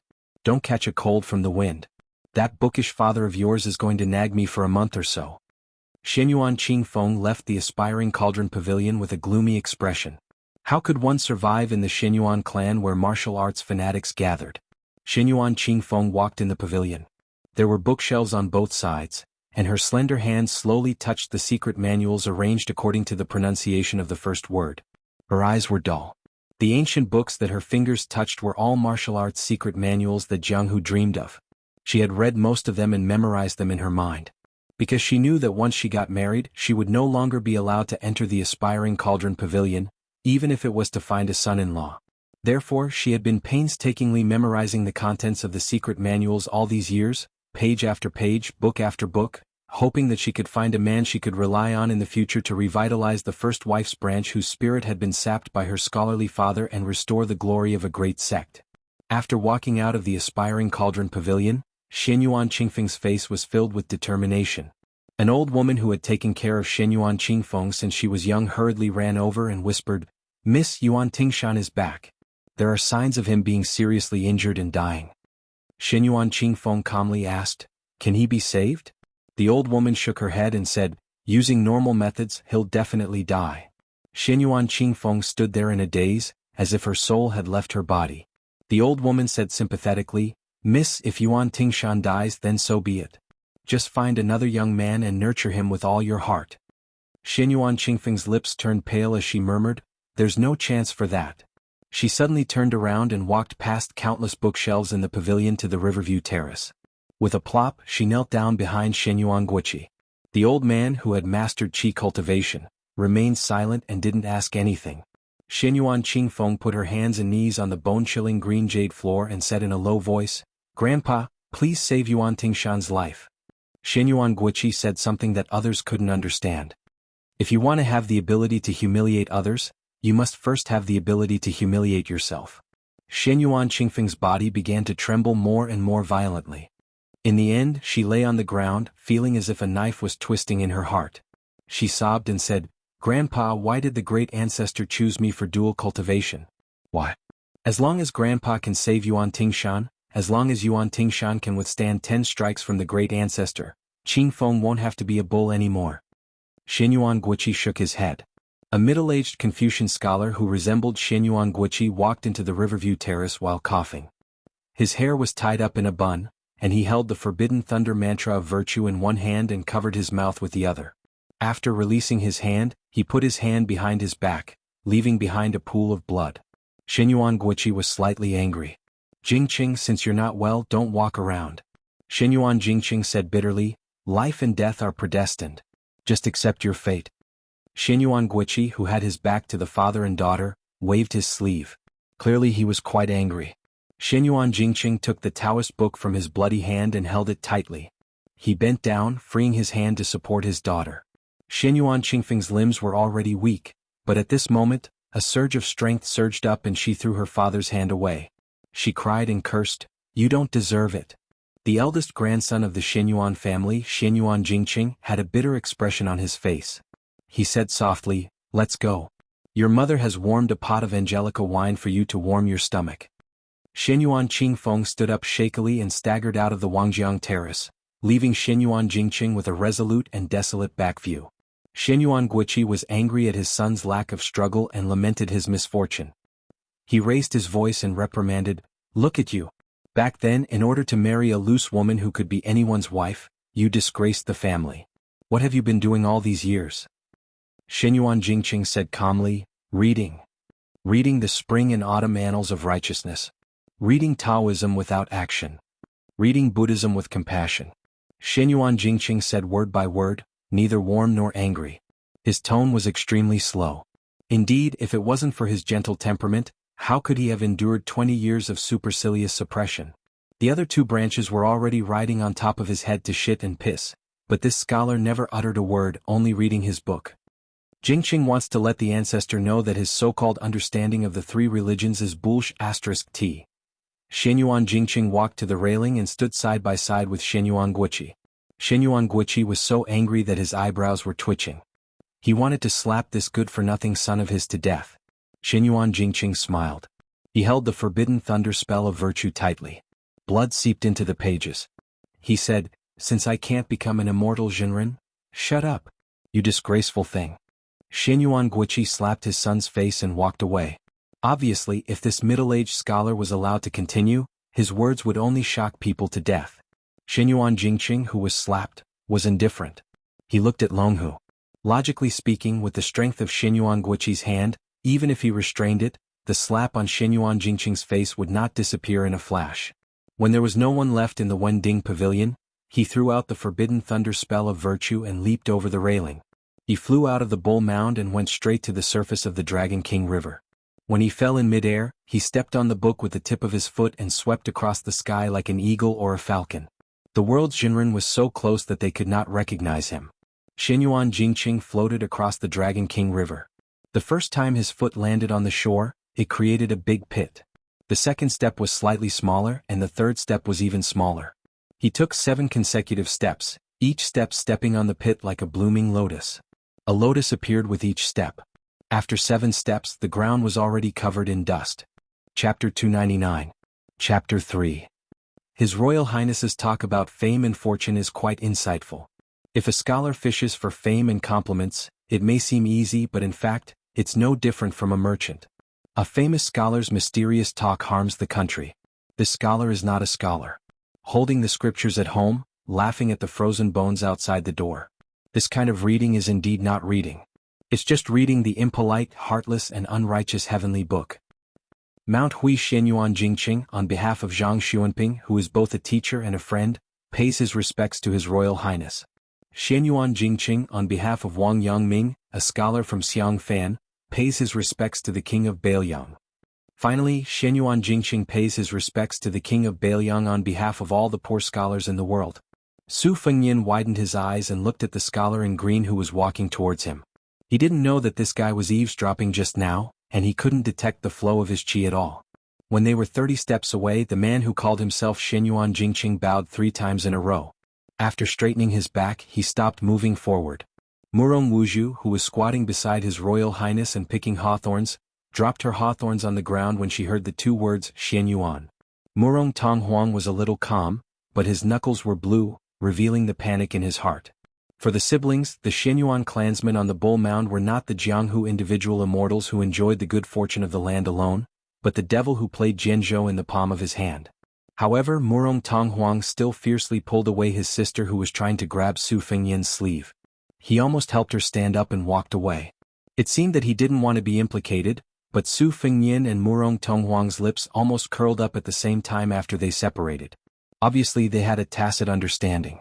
Since someone from the Xianyuan family had taken the initiative to attack instead of defending, even knowing Su Fengyin's identity, Su Fengyin didn't dare to slack off in the slightest, even if it was the infamous Xianyuan Jingqing. This person had respectfully bowed 3 times, so there must be something fishy going on. After Su Fengyin stood up, he caught a glimpse of Huang Man-er and Qing Niao approaching. They were both in a horn-like position. He smiled and asked, "Mr.'s 3 bows are enough to shock the heavens and make ghosts weep. I just don't know if Mr. dares to do such a thing on the bull mound?" Xianyuan Jingqing said calmly, "If you say I don't dare, His Royal Highness doesn't seem to believe it. If I say I don't dare, His Royal Highness will draw his knife on the spot." Su Fengyin stared at the eldest grandson of the Xianyuan family who had become the laughingstock of the Xianyuan family. He didn't want to be deliberately mystified anymore, so he said impatiently, "Say it, why are you looking for me? If it weren't for your friendship with Mr. Sun, why would I talk nonsense with you?" Xianyuan Jingqing went straight to the point and said calmly, "Your Highness, do you know why my daughter, Xianyuan Qingfeng, made things difficult for you in Wuzhou?" Su Fengyin clenched the spring thunder in his left hand. He wanted to kill with one blow with the knife in his left hand. "You didn't go to Mount Hui to look for trouble with the Xianyuan family, but dared to come down the mountain to provoke me? When did the Xianyuan family have a scholar who worried about the country and the people?" Su Fengyin exhaled softly, the qi in his body surging like a river. He smiled and said, "Sir, please speak." Xianyuan Jingqing said calmly, "You look very much like someone. You look like 4 or 5 years old, but your spirit is very similar." Su Fengyin's spring thunder exploded and arrived in front of Xianyuan Jingqing in an instant. It was born out of Spear Fairy Wang Xiu's famous skill, Overlord Armor Removal. The spring thunder struck down, entering Xianyuan Jingqing's neck and coming out from his waist. With one successful strike it was about to cut him in half. Xianyuan Jingqing frowned. His left foot didn't move, but the tip of his right foot spun, drawing a semicircle on the ground. His left hand held the book behind his back, and his right hand reached out with 2 pale fingers to pinch the spring thunder, following the momentum of Su Fengyin's knife to remove the force. The middle-aged scholar made a sound of surprise and was slightly surprised. The scholar's cuff holding the knife fluttered even though there was no wind. Su Fengyin turned the blade and Xianyuan Jingqing let go of his hand and stepped back. The tips of his feet crisscrossed, and his figure was indescribably light and graceful. He continued, "And this person is the man that Qingfeng's mother couldn't let go of. If this man didn't die of illness, she definitely wouldn't have married into Mount Hui. Qingfeng's calligraphy and painting were all learned from her mother. There is a portrait that has been hanging for 20 years. When Qingfeng saw you in the lantern market, it was inevitable that she would lose her composure. I hope your highness will be magnanimous enough to forgive her." Su Fengyin took large strides forward, and the spring thunder pierced straight at the whale. Xianyuan Jingqing held the book in his left hand and struck the spring thunder, swatting it away. Su Fengyin's right hand was about to unsheathe the embroidered winter sword when Xianyuan Jingqing, who had endured it time and time again, snorted coldly. His figure suddenly moved forward, and he pressed one hand on Su Fengyin's shoulder. With a gentle push, Su Fengyin was forced to turn his body, but he still took the opportunity to pull out the embroidered winter sword. It was the posture of pulling up a mountain. Xianyuan Jingqing sneered. "You don't know when to stop. How rude and unreasonable His Royal Highness is." Su Fengyin inexplicably sheathed his sword, and the spring thunder and embroidered winter sword returned to their sheaths. It was because of Huang Man-er.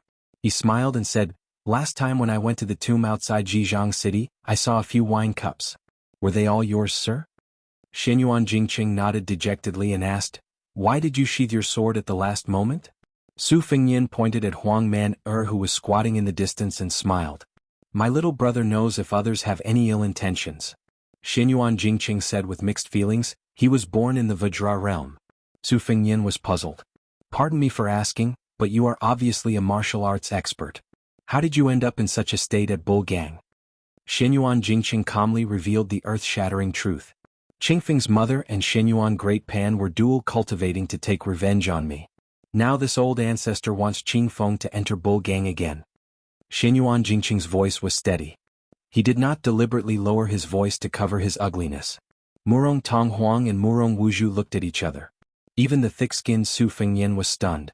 He was shocked beyond words. How could there be such a shameless old man who liked to take advantage of the grass around his nest? That was the daughter-in-law of his eldest grandson.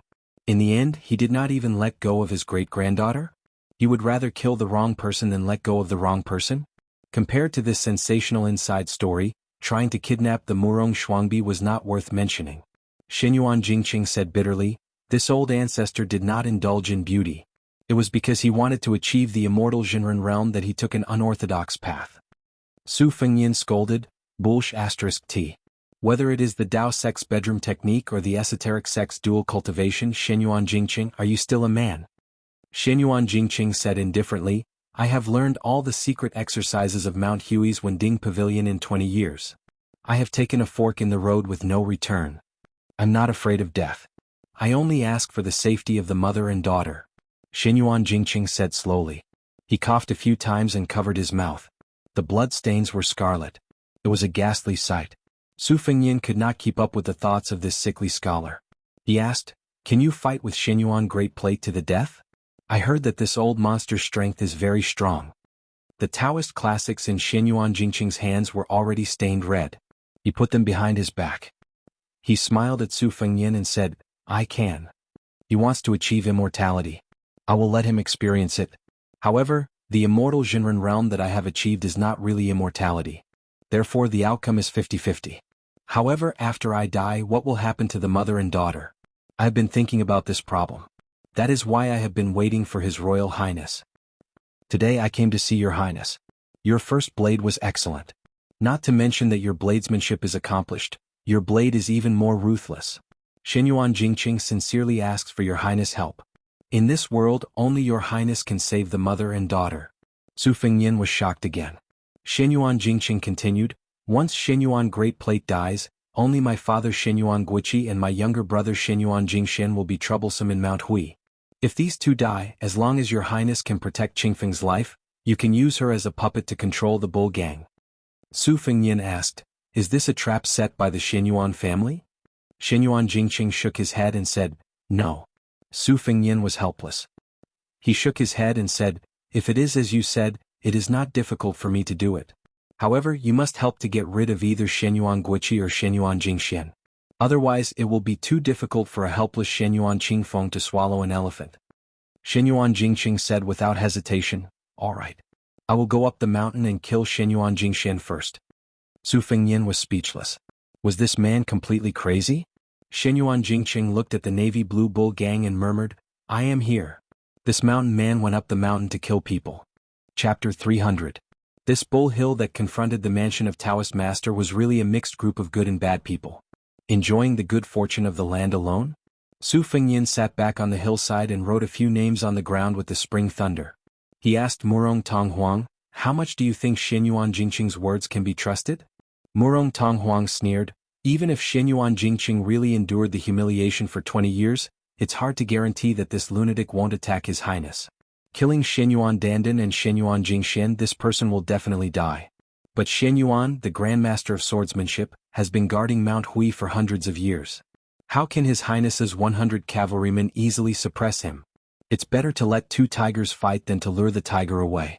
I don't believe that Xinyuan Jingqing, as the legitimate son of Xinyuan sect, didn't have a few unknown schemes in the past 20 years.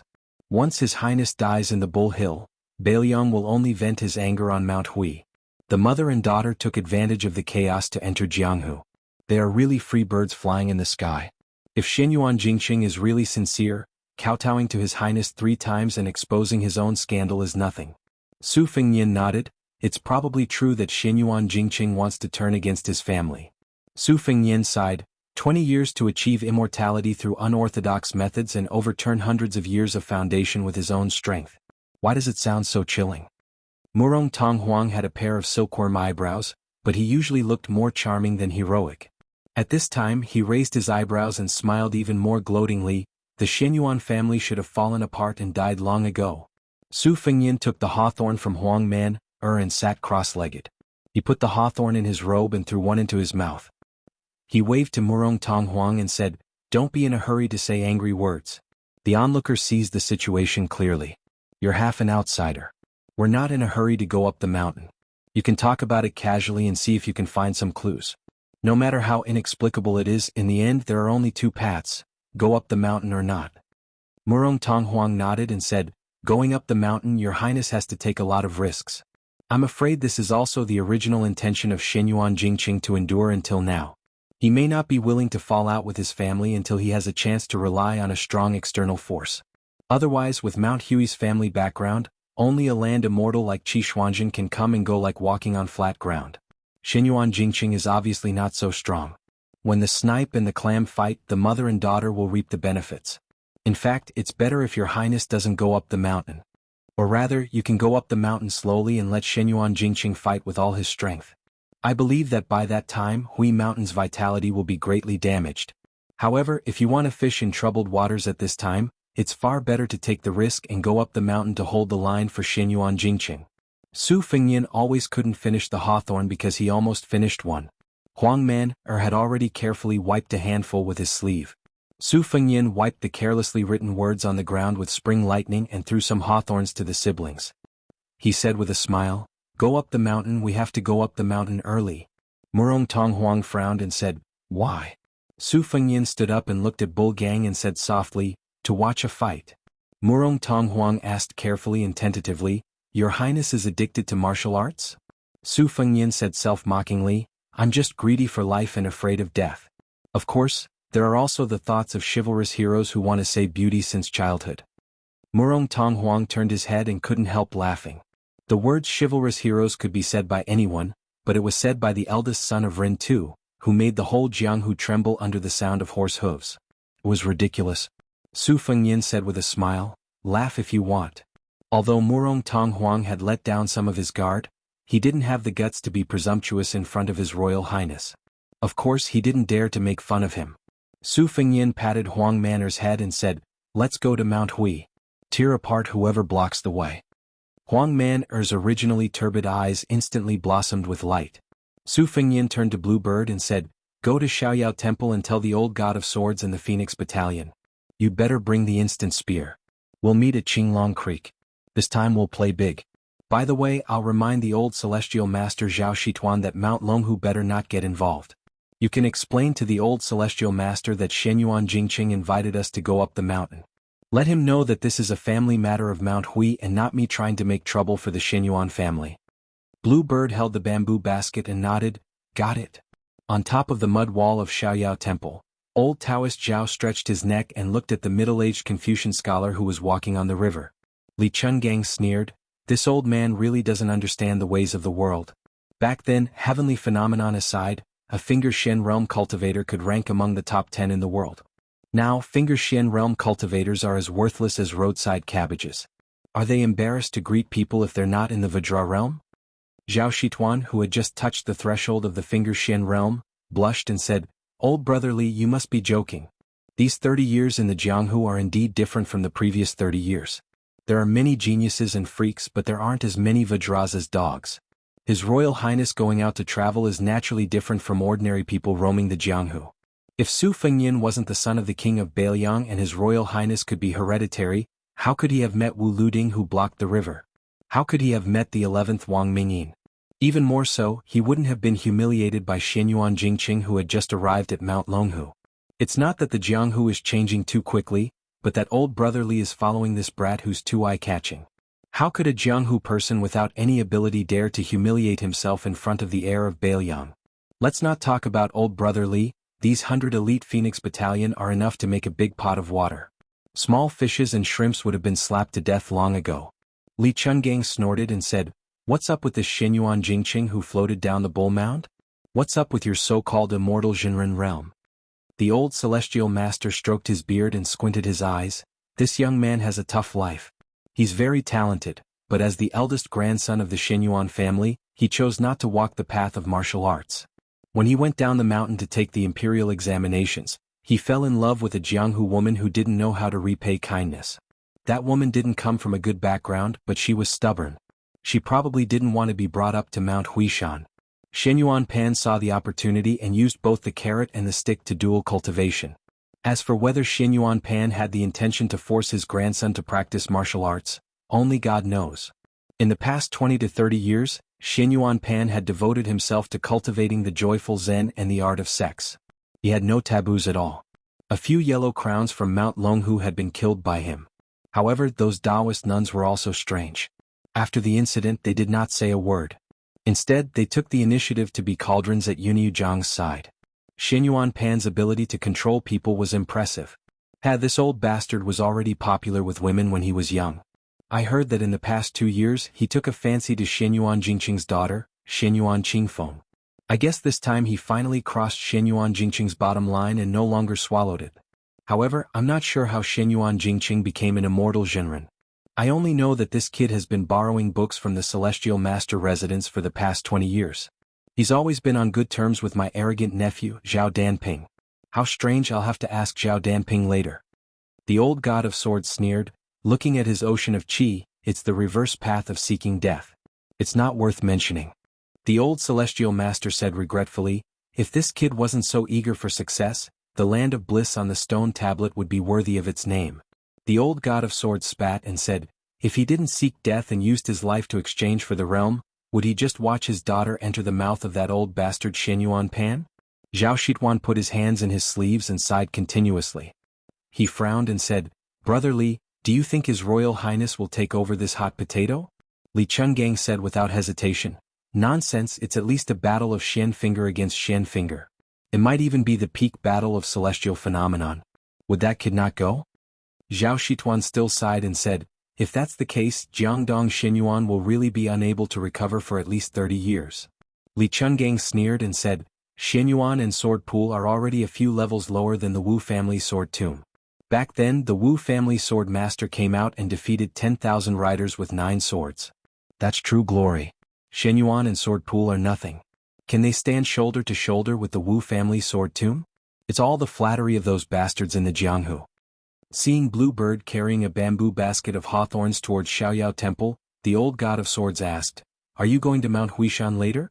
The old celestial master laughed bitterly and said, I'm not feeling well. Li Chungang floated down the wall and said disdainfully, old woman, you still have such matters? Zhao Shituan stared but didn't dare to refute. Li Chungang added insult to injury and said, aren't you afraid that your disciple will be at a disadvantage? The old celestial master suddenly became spirited and said happily, my disciple won't be at a disadvantage. It's not that I'm boasting, but the number of people who can hurt Huang Manor can be counted on one hand. But if you want to kill my disciple, there might be 1 or 2 in Mount Longhu, but there aren't any in Mount Huishan. Next should be a small climax. Chapter 301. The buildings on the Bull Mound were very particular, with a strict hierarchy and complicated rules. For example, the rear courtyard where the eldest branch lived was small, but it had everything. There was also a banquet hall, vermilion lacquer, carved red sandalwood and flying beasts. A large plaque hung on the wall with the words, Heavenly Eternal Winter. There was a courtyard in front and a garden in the back. The east and west wings had a building above them, and there was a large glazed vat half the height of a person in the courtyard. It could hold several thousand caddies of water, and there were 8 or 9 lotus flowers planted there. They were slender and elegant, their roots visible, and a dozen or so fat red carps leisurely swam inside. It was early autumn, and yellow leaves covered the bluestone tiles under the eaves between the red walls and green tiles. No one cleaned the place, so it was cold and cheerless. A woman in a gorgeous palace dress stood in front of the glazed fish vat, holding a small porcelain bowl. She tossed bait into the vat, attracting red carps to swim happily. Her posture was graceful and her expression was languid. A tall and sturdy man in gorgeous clothes walked straight into the courtyard. A maidservant beside the woman hurriedly lowered her head, not daring to look at him. The middle-aged man's hands were on the edge of his onyx belt, and he habitually gave off an arrogant feeling. Even though he should be calling the woman's sister-in-law in this courtyard, he still refused to restrain his arrogance. He raised a hand and waved, driving away the maidservant who was staring at her feet. It was unknown how this submissive maidservant saw the man waving his hand, but she ran toward the door as if she had been pardoned. When she passed by the man, she was fiercely slapped on the buttocks, causing her to pale in fright. The woman with a cold expression was indifferent to this and continued to feed the carps. The middle-aged man walked in front of the glazed vat and extended 2 fingers to stroke the smooth walls of the vat. He smiled and said, Sister-in-law, we're a single man and woman, aren't we doing anything? The woman stared at the carefree red carps and coldly said, Xianyuan Jingxian, aren't you afraid that if you swallow my dumplings, you'll burn your tongue along with your heart, liver, spleen and kidneys? The man who was called by his name by the woman said indifferently, Sister-in-law lives in seclusion, so of course you don't know. After the ancestor came out of seclusion this time, he intends to entrust the position of the family head to me. It's no wonder that sister-in-law doesn't know about this. Sister-in-law and the ancestor haven't dual cultivated for some time, right? The man placed his palm on the colored glass fish tank and abruptly exerted his strength. More than a dozen carps and lotus roots were pulled to the side of the tank and stuck to it, unable to move. He bent down to look at the carps that were struggling on their deathbed and smiled. Xianyuan Jingxian has been drooling over sister-in-law for a long time. This is something that everyone in Mount Hui knows. Once I officially take over this large bull's nest, how could the old ancestor care about an old and worn-out cauldron? That bookworm big brother of mine worships you like a fairy, thinking that you're above the common populace, but he clearly doesn't understand a woman's thoughts at all. He's wasted all those sage books he's read. A woman in her 30s is like a wolf and in her 40s is like a tiger. Once she's tasted the sweet rain after a long drought, how could she endure loneliness? Isn't that right, sister-in-law? The woman was humiliated in such a way, but she remained unmoved. She only looked at the carps that were almost suffocating to death and indifferently mocked. Xianyuan Jingxian, what are you so impatient for? It won't be too late to vent your frustrations when you become the head of the Xianyuan family. That's right, do you remember when you went to southern border 6 years ago? Sister-in-law just happened to see that loyal and unswerving wife of yours on the large bull's bed, but she was extremely seductive. When she first came to Mount Hui, she called me a depraved slut every day. Haven't you wondered why she shut up these past few years? I might as well make it clear to you, it was sister-in-law who pitied her for being lonely, so rather than wasting energy scolding others, she might as well save her energy to serve others in bed. Sister-in-law was so merciful that she earnestly asked old ancestor to shower her with rain and dew. Xianyuan Jingxuan's expression darkened and he paused for a moment. His palm left the wall of the glazed fish tank and the lotus flowers all snapped. Blood seeped out from the scales of the dozen or so carps, and their corpses floated to the surface. Xianyuan Jingxian said the word good 3 times in a row, then grinned maliciously. Xianyuan Jingqing, this big brother can't do anything even after being beaten 3 times with a stick. I didn't expect sister-in-law to be so scheming, knowing how to use small tricks to retaliate. This is for the best. Today I'll carry sister-in-law back. I want to see if there's anyone in the eldest branch who can be as unyielding as sister-in-law. Or perhaps Xianyuan Jingqing will simply wantonly have fun with sister-in-law here. I heard that sister-in-law fell ill from longing for a portrait, so I don't mind hanging that portrait at the head of your bed to liven things up. Sister-in-law, what do you think? Isn't Jingxian much more amorous than big brother? The woman calmly gazed at the blood-soaked fish tank and smiled. Compared to Xianyuan Jingqing, you think too highly of him. Xianyuan Jingxian asked, Sister-in-law, when you're in bed later, you'll have to use all your skills. A woman's 18 types of martial arts. Xianyuan Jingxian, you're worse than an animal. An angry roar came from the door. When Xianyuan Jingxian heard the familiar voice, he couldn't be bothered to turn around. He laughed indulgently and said, Qingfeng, I heard that the bastard surnamed Yuan you thought so highly of is already half dead, so your mother's fate today will be your fate in a few years. Uncle has the patience to wait for that day. Uncle might even wonder if Qingfeng already has a young daughter by the time he reaches 60 years of age. In the past, I didn't understand the meaning of the words enjoying the blessings of the land alone, on the stone tablet. But now I understand that this kind of blessings is truly something that only immortals can enjoy. Xianyuan Qingfeng stood at the door, his fingernails digging into his palms. When she saw her daughter, a trace of panic finally flashed through the woman's eyes. She coldly said, Qingfeng, leave this place. Xianyuan Jingxian clicked his tongue and laughed. What a touching mother-daughter relationship. Chapter 302. A series of untimely coughs could be heard. Xianyuan Jingxian was stunned and slowly turned around. When he saw a figure appear in the doorway, he was subconsciously startled, but he was immediately amused by his own panic. He stood next to the large glazed vat and unbridled guffawed. The reason why he was surprised was because Xianyuan Jingxian knew that anyone could set foot in this large sect's inner court except for the man at the doorway. And that man just so happened to be the husband of the woman behind Xianyuan Jingxian. How absurd was this? Back then, his wife in her prime would rather dual cultivate with the old ancestor, causing the eldest son of the first wife to become a laughingstock. She would rather stare blankly at a yellowed portrait for 20 years than look directly at her husband. No one would believe it even if he told them. Xianyuan Jingxian, who was on the verge of tears from laughing, wiped the corners of his eyes with a sinister expression. He remembered the warm scene of the three brothers standing on the Aspiration Cauldron Pavilion's river-gazing platform when they were children, standing on their tiptoes and leaning against the railing. He clearly remembered that his eldest brother said that he wanted to be a civil official whose name would go down in history. His second brother said that he wanted to revive the family's prestige and surpass the Wu family sword tomb, and Xianyuan Jingxian declared that he wanted to be a martial artist like Wang Xinji who could smash the enlightened masters of Longhu into meat patties with a single punch. The three brothers were still as close as brothers at that time, but after they grew up, the three of them had completely different futures. Second brother Xianyuan Jingyi had the demeanor of a great general and was clever in all aspects, absorbing many forces in Jianghu that could not be underestimated. Xianyuan Jingxian himself had made great strides on the martial path and was now on the verge of stepping into the Grandmaster realm. His future achievements would only be greater than his father's. But as for his eldest brother, despite the great expectations and resources the old ancestor had bestowed upon him, he was still a useless piece of trash who could only be submissive when speaking to others and would only retreat when arguing with others.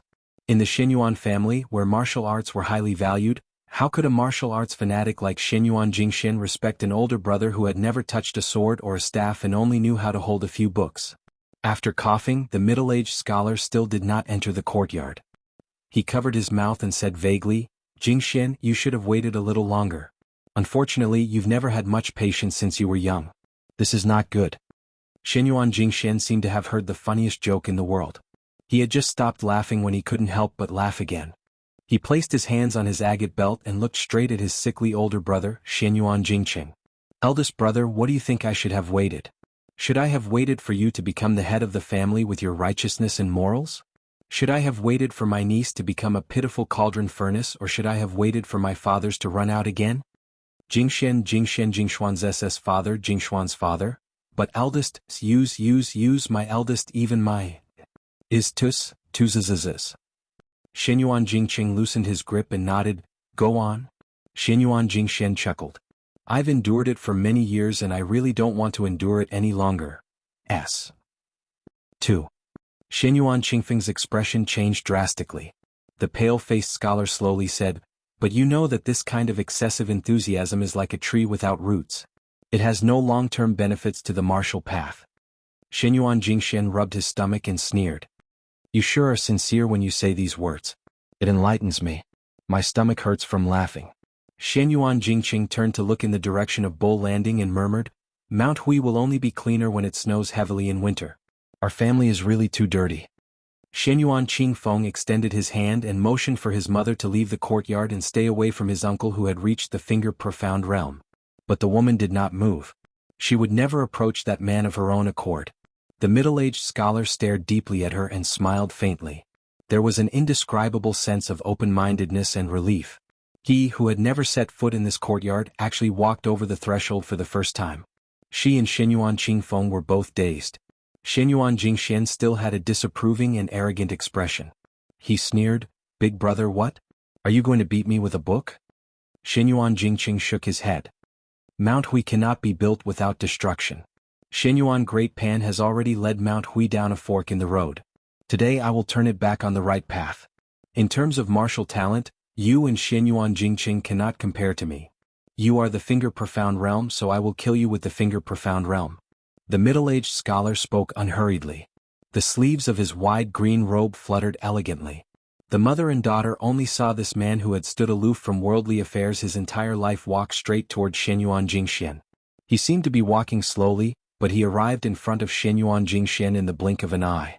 Xianyuan Jingxian, who was clearly already at the finger-profound realm, widened his eyes. The middle-aged scholar grabbed him by the neck with one hand and continued walking. They passed through the large glazed vat and arrived at the rear courtyard. The scholar stopped and threw Xianyuan Jingxian into the room. His body exploded in midair. The middle-aged scholar, who was bleeding slightly from his 7 orifices, turned around. He seemed to want to reach out and touch his wife, but in the end he did not have the courage. When he passed by his daughter at the entrance of the courtyard, he said softly, "Qingfeng, from now on, you will take care of your mother." The woman suddenly shouted, "Xianyuan Jingqing, where are you going?" The middle-aged scholar continued walking and smiled warmly. To Bull's Descent Snow Field. After sweeping this house clean, you will be truly free. The saint said that if you do not sweep a house, how can you sweep the world? Unfortunately, Xianyuan Jingqing can only reach this step in this lifetime. Xianyuan Jingqing does not regret marrying you back then. Chapter 303. Dead. Inside the room, Xianyuan Jingqian couldn't be any more dead. Even the legendary Earth Immortals wouldn't be able to survive if their sea of qi exploded and all their meridians exploded. Outside the room, the woman stared blankly at the shattered glass vat. More than a dozen red carps were hidden among the green leaves of the lotus flowers. Just now, the two of them had passed through the vat in an instant, causing thousands of pounds of water to pour out and wet her embroidered silk shoes. What a cool autumn day. The autumn wind and autumn chill spread from the soles of her feet to her entire body.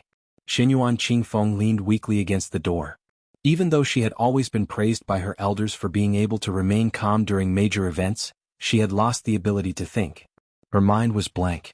No matter how immoral her uncle Xianyuan Jingxian was, after all, a genuine top-notch martial artist. He had cultivated a Vajra physique for several decades by following the prescribed order. In Mount Hui he was publicly recognized as second only to the great ancestor and Shenyuan Guiqi, who possessed immortal qi. He had even claimed to have entered the mysterious Finger Shen realm. So what if he had just entered the Finger Shen realm and his foundation was still unstable? Only after reaching the Finger Shen realm could one truly become a towering tree that stood tall in the martial arts world. Taoist enlightened masters had hopes of ascending, living Buddhas of Buddhism could become Sariras, and unaffiliated martial artists outside of the three religions were even more ferocious and domineering. How did he die in the blink of an eye? Xianyuan Qingfeng was limited by her mediocre talent and constitution, so she wasn't suitable for martial arts. However, she had read many secret manuals since she was a child and was used to seeing experts fight. She especially had a photographic memory, so her eyes were very sharp. She could see that after Xianyuan Jingxian lost focus for a moment, he actually wanted to kill his opponent very quickly. However, his opponent didn't give him the chance at all. There was probably no way to die in peace more than this. As a Finger Shen expert, he was casually walked up to him and killed in a single move. In that instant, Xianyuan Qingfeng saw through some secrets. Xianyuan Jingxuan's body was like that of a Buddhist heavenly king's Vajra. Although he was still 2 levels away from the celestial phenomenon realm, where both the inside and outside of his body were in harmony with the world, at the very least, his body had already formed a majestic image of its own. The reason why it was shattered with a single strike seemed to be because after being grabbed by the neck, Xianyuan Jingxian had used a tyrannical and vicious method to guide the flow of qi. It was like the tortoise and serpent of the northern black tortoise entangling with each other, which ultimately caused his meridians to explode inch by inch. Xianyuan Qingfeng wanted to say something but hesitated. His lips trembled as he realized that he didn't know what to say. When she saw that her mother was about to turn around and enter the house, she finally gathered her courage and asked, "Mother, are we really not going to Bull's Descent Snowfield?" The woman turned her head and asked, "Are we going to see how Xianyuan Jingqing seeks death?"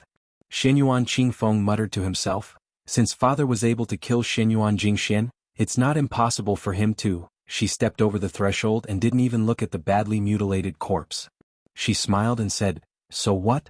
If Xianyuan Jingqing is not the Xianyuan Jingqing that we mother and son know, I will regret it so much that my intestines turn green, and I will cry like a weeping beauty to beg him to change his mind. Afterwards, we will treat each other with respect and grow old together at Mount Hui." Tears streamed down Xianyuan Qingfeng's face. "Mother, you really don't feel the slightest bit of heartache?" She smiled and said, I have long since forgotten the feeling of heartache. If you want to go, then go to Snowfield. Mother wants to be alone for a while." An old mama who had watched Xianyuan Qingfeng grow up hurriedly rushed over and respectfully reported, "Madam Miss, for some reason, Lord has gone to Snowfield alone." At the foot of the mountain, someone claimed that Lord had invited him to Bull's Descent Snowfield as a guest. It seems to be that domineering heir of Baelyang. He has already begun to climb the mountain and will soon arrive at East Sect. Those who blocked the way at the estate were all torn apart by an unremarkable youth. His methods were extremely swift and fierce. Rumor has it that the divine swordsman Li Chungang who humiliated our Xianyuan family in the past was also among them. Second Master has already brought people to stop them. After climbing the Bull's Descent Snowfield, there was a jade passageway paved with 300 steps, and a memorial arch built across the road. This was Mount Hui's Xianyuan Sect's sect. The words "Reach the Peak of Perfection" were written on the plaque, and the words "Martial Dao Contract Kunlun" were written on it. Their neighbor, Mount Longhu, also had a similar structure. All civil and military officials had to dismount from their horses in front of the tablet to demonstrate the reverence of the ancestral court of Taoism. When it came to Mount Hui, it was a reminder to all the Jianghu people who came to visit to voluntarily remove their swords and sabers. It wasn't that there weren't arrogant and boorish martial artists who didn't want to follow the rules, but those who succeeded like Li Chungang could be counted on one's fingers. The vast majority of them were thrown off the Bull's Descent snow field. The sallow and emaciated Su Longxiang was in a killing frenzy. He was simply invincible. Chapter 304. One must know that Mount Hui was said to be home to nearly 1,000 martial arts elites.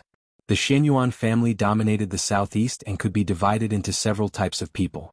The first type was the direct descendants of the family who were born with the surname Xianyuan. This branch was led by the third branch of the Mount Hui family. Under the head of the family, Xianyuan Guiqi, there were Xianyuan Jingxian and Xianyuan Jingxian supporting the family. Together, they formed the most luxuriant martial arts tree in the southeast of the dynasty. These people had the innate advantage of being close to the family. Based on their bloodline and talent in martial arts, they could go to the Wending Pavilion to obtain secret manuals. Then there were the lackeys that Xianyuan had raised with both secret manuals and a lot of money. There were two kinds of lackeys. Those who were of noble status were guests and enjoyed good treatment in Mount Huishan. Those who came from humble backgrounds and were not strong enough had to work hard for the Xianyuan family with their tails between their legs in order to earn a living. If Yuan Tingshan did not have a relationship with Xianyuan Qingfeng, he would belong to this camp and had to rely on his own ability to get what he wanted. Then there were the private forces that Xianyuan had carefully cultivated. There were two main forces. One was made up of 200 cavalrymen and 50 heavy cavalrymen who had spent a lot of money. The other was made up of 150 light cavalrymen who were relatively cheaper. The other group was made up of loyal men of sacrifice. Their identities were complicated. Some of them were warriors or rangers who had fled to Hui Mountain to seek refuge. Most of them were assassins who had been slowly cultivated by Xianyuan as pawns since they were young. Very few of them could live to 30 years of age, which showed how active the Xianyuan family was in the southeast Jianghu. His Royal Highness and Huang Manor stood together under the Yi Gate. Beside them stood the old man with the sheepskin fur coat. Blue Bird held the instant spear. Behind them were the halberd Ningame and 100 white horses. Near the two gates were a crowd of people. Sabers, spears, staffs and all kinds of weapons were present. Xianyuan Jingxian stood on the steps with a gloomy expression. Close to 100 archers with outstanding arm strength held the geographical advantage, ready to shoot. More than 30 guests had turned out in full force. They were all experts who had been famous in the Jianghu for a long time. Su Fengyan clicked his tongue and sighed. What a turbulent Jianghu. Dark clouds had already gathered overhead, and there was actually a sign of heavy rain. A few decades later, old man Li, who was now one-armed and without a sword, dozed off while standing. He did not say a word. Su Fengyan turned his head and asked, "How far is it from here to the thieves' lair?" The elderly god of swords opened his eyes slightly and said lazily, "It's not too far." Outside of Bull Landing, there was a large piece of flat land, which was the snow plateau. If I'm not mistaken, Xianyuan Jingqing will have a fight with Xianyuan Pan there. It is indeed a good place for people to die. Su Fengyan felt a headache coming on. There are so many first and second-rate experts and a few hundred men of sacrifice. How are we going to get past them? Li Chungang grumpily said, "This old man can easily pass through by himself. As for you, if you want to fight force with force, then you'll have to wait to die here. Do you think that the foundation of a large clan that has been established for hundreds of years is just for show?" Su Fengyan whispered, "To catch bandits, first catch the ringleader?" The elderly god of swords thought for a while and said, "You mean to take down Xianyuan Jingqing?" Su Fengyan smiled and nodded, eager to give it a try. The elderly god of swords rubbed his chin and narrowed his eyes. If this old man were to personally take action, it would be simple. However, without this old man's effort, you'll just sit back and watch the show. Kid, let Huang Man yell first to show your strength and tear a few people apart before talking about anything else. Then let this girl beside you who can play anything but the instant spear hold the fort. When this old man will take action, it will depend on his mood. Don't worry, I won't make you wait too long. This old man was also very curious about how high Xianyuan Jingqing could reach if he did not hesitate to exchange his life for his realm. It was not too rare for heavenly phenomenon experts to fight each other, but it would be interesting if both of them were trapped in a situation where they would fight to the death. If half a land immortal accidentally popped out, it would be a feast for the eyes. Kid, you don't have any other abilities but you're just SOSO at stealing from others. Looking at Huang Man taking large strides forward, the elderly god of swords said with slight sadness, "This old man's painstaking efforts back then have been wasted." Shenyuan Jingqing finally appeared after much difficulty, yet he still rebelled. This big tree has been hollowed out in the hands of Shenyuan Jingqing. In the end it is still going to fall. Great Snow Plateau. The middle-aged scholar walked slowly against the wind. His sleeves fluttered in the wind, making him stand out from the crowd. After enduring silently for 20 years, he finally revealed his loftiness at this moment. Along the way he kept coughing and blood seeped out. No one could see through him. Shenyuan Jingqing thought of many things, good and bad, honor and disgrace, ups and downs. Shenyuan Jingqing stopped and looked at the tall figure at the end of the Great Snow Plateau. He muttered, "I finally reached here." That figure was abnormally tall and sturdy. This was an old man with a technique to retain his youthful appearance. The old man who had a head full of white hair 20 years ago actually had black hair at his temples. He stood at the entrance of Bull Descendants' mansion without a smile. One man guarding the pass with a majestic aura. This old ancestor, the only one on Mount Hui who had the qualifications to say that he enjoyed the land's blessings alone, had a sharp gaze and a loud voice. "Jingqing, have you ever read to resonate with heaven and earth?" His deep voice surged in the Great Snow Plateau. There was a string of wind chimes hanging under the eaves of Bull Descendants' house. Because of the strong wind at the peak of the mountain, they jingled all year round. At this moment it was silent. Like a person who was about to die with his neck strangled. Shenyuan Jingqing said calmly, "Whether it is a celestial phenomenon or not, we'll know after we try." The old man who had been in charge of the Shenyuan family for 60 years was able to return to his original state after nearly 20 years. He laughed heartily and said, "I'd like to see if this unfilial descendant of yours can endure 100 moves." Shenyuan Jingqing, who no longer needed to painstakingly suppress his realm, raised his hand. He stepped out with his right foot and bent his left foot slightly. He stretched out one hand and pulled back the other. It was too wonderful for words. In an instant, the dark clouds in the sky spun like a tornado and suddenly descended. Shenyuan Jingqing said softly, "I shake Kunlun." Chapter 305. If Shenyuan Jingxian was said to be an unsheathed sword, then Shenyuan Jingjing was a blunt saber. Although it was not as sharp, it was more useful to the clan. Shenyuan Jingshuan's temperament was not suited to dealing with people. That eldest grandson of his, who was always elusive, only knew how to study, so many heavy responsibilities naturally fell on Shenyuan Jingjing's shoulders. He welcomed guests from all over the world and was adept at nurturing soldiers. The second branch's position had risen over the years, becoming more and more stable. Out of 10 guest officials, Shenyuan Jingxian was in charge of 200 cavalry. When the heroes of the nearby provinces mentioned him, they would all raise their thumbs and praise him for being a timely rain from Jiangdong. There was once a beautiful servant who made fun of a lame martial artist who came up the mountain out of admiration. The latter descended the mountain in shame and indignation. When Shenyuan Jingxian heard this, he immediately cut off the head of his favored servant and carried it down the mountain to beg for forgiveness. At that time this martial artist was just a nobody in Jianghu, but now he was a guest official of Mount Hui. The generation with the surname Jing was divided into 3 branches, and the distribution of resources was always going to be uneven, so there was no such thing as keeping pace. The eldest grandson, Shenyuan Jingqing, was already recognized as a withered tree with sparse branches and leaves, without any shade to speak of. Shenyuan Jingxian was too domineering, even daring to say that he would eat dumplings and eat sisters-in-law. Coupled with his self-confidence in his grandmaster realm, it was hard to avoid suspicion that he was 1,000 miles away from others. Did Shenyuan Jingjing have any thoughts of moving into Yunyu town in the future? Now that he was riding a tiger, it was hard to get off. He himself did not want to, but with everyone propping him up on the bonfire, it seemed that he had no choice but to fight for it. In the family there were only free and unfettered dogs but no free and unfettered people. His eldest brother, Shenyuan Jingqing, had already given him the desolate fate of not fighting for it. Shenyuan Jingshuan's appearance was dignified, and when he was young he was known as an elegant young master of Jiangdong. However, his temperament was honest, and his sharpness was restrained, so it was very easy for people to feel close to him. At this moment, Shenyuan Jingxian had a headache as he faced off against those uninvited Bailiang barbarians, but he wasn't afraid. He had more than 100 archers by his side, and their arm strength was undoubtedly much better than that of ordinary soldiers. A volley of arrows rained down like water. What's more, the guests of Mount Huishan had heard that it was Rin Tu's son who had ascended the mountain. They were united against a common enemy. Even those from Third Brother's side had rushed over after hearing the news. In Xianyuan Jingzong's opinion, if the other side did not have the support of the old divine swordsman Li Chungang, it would be like using a butcher's knife to kill a chicken.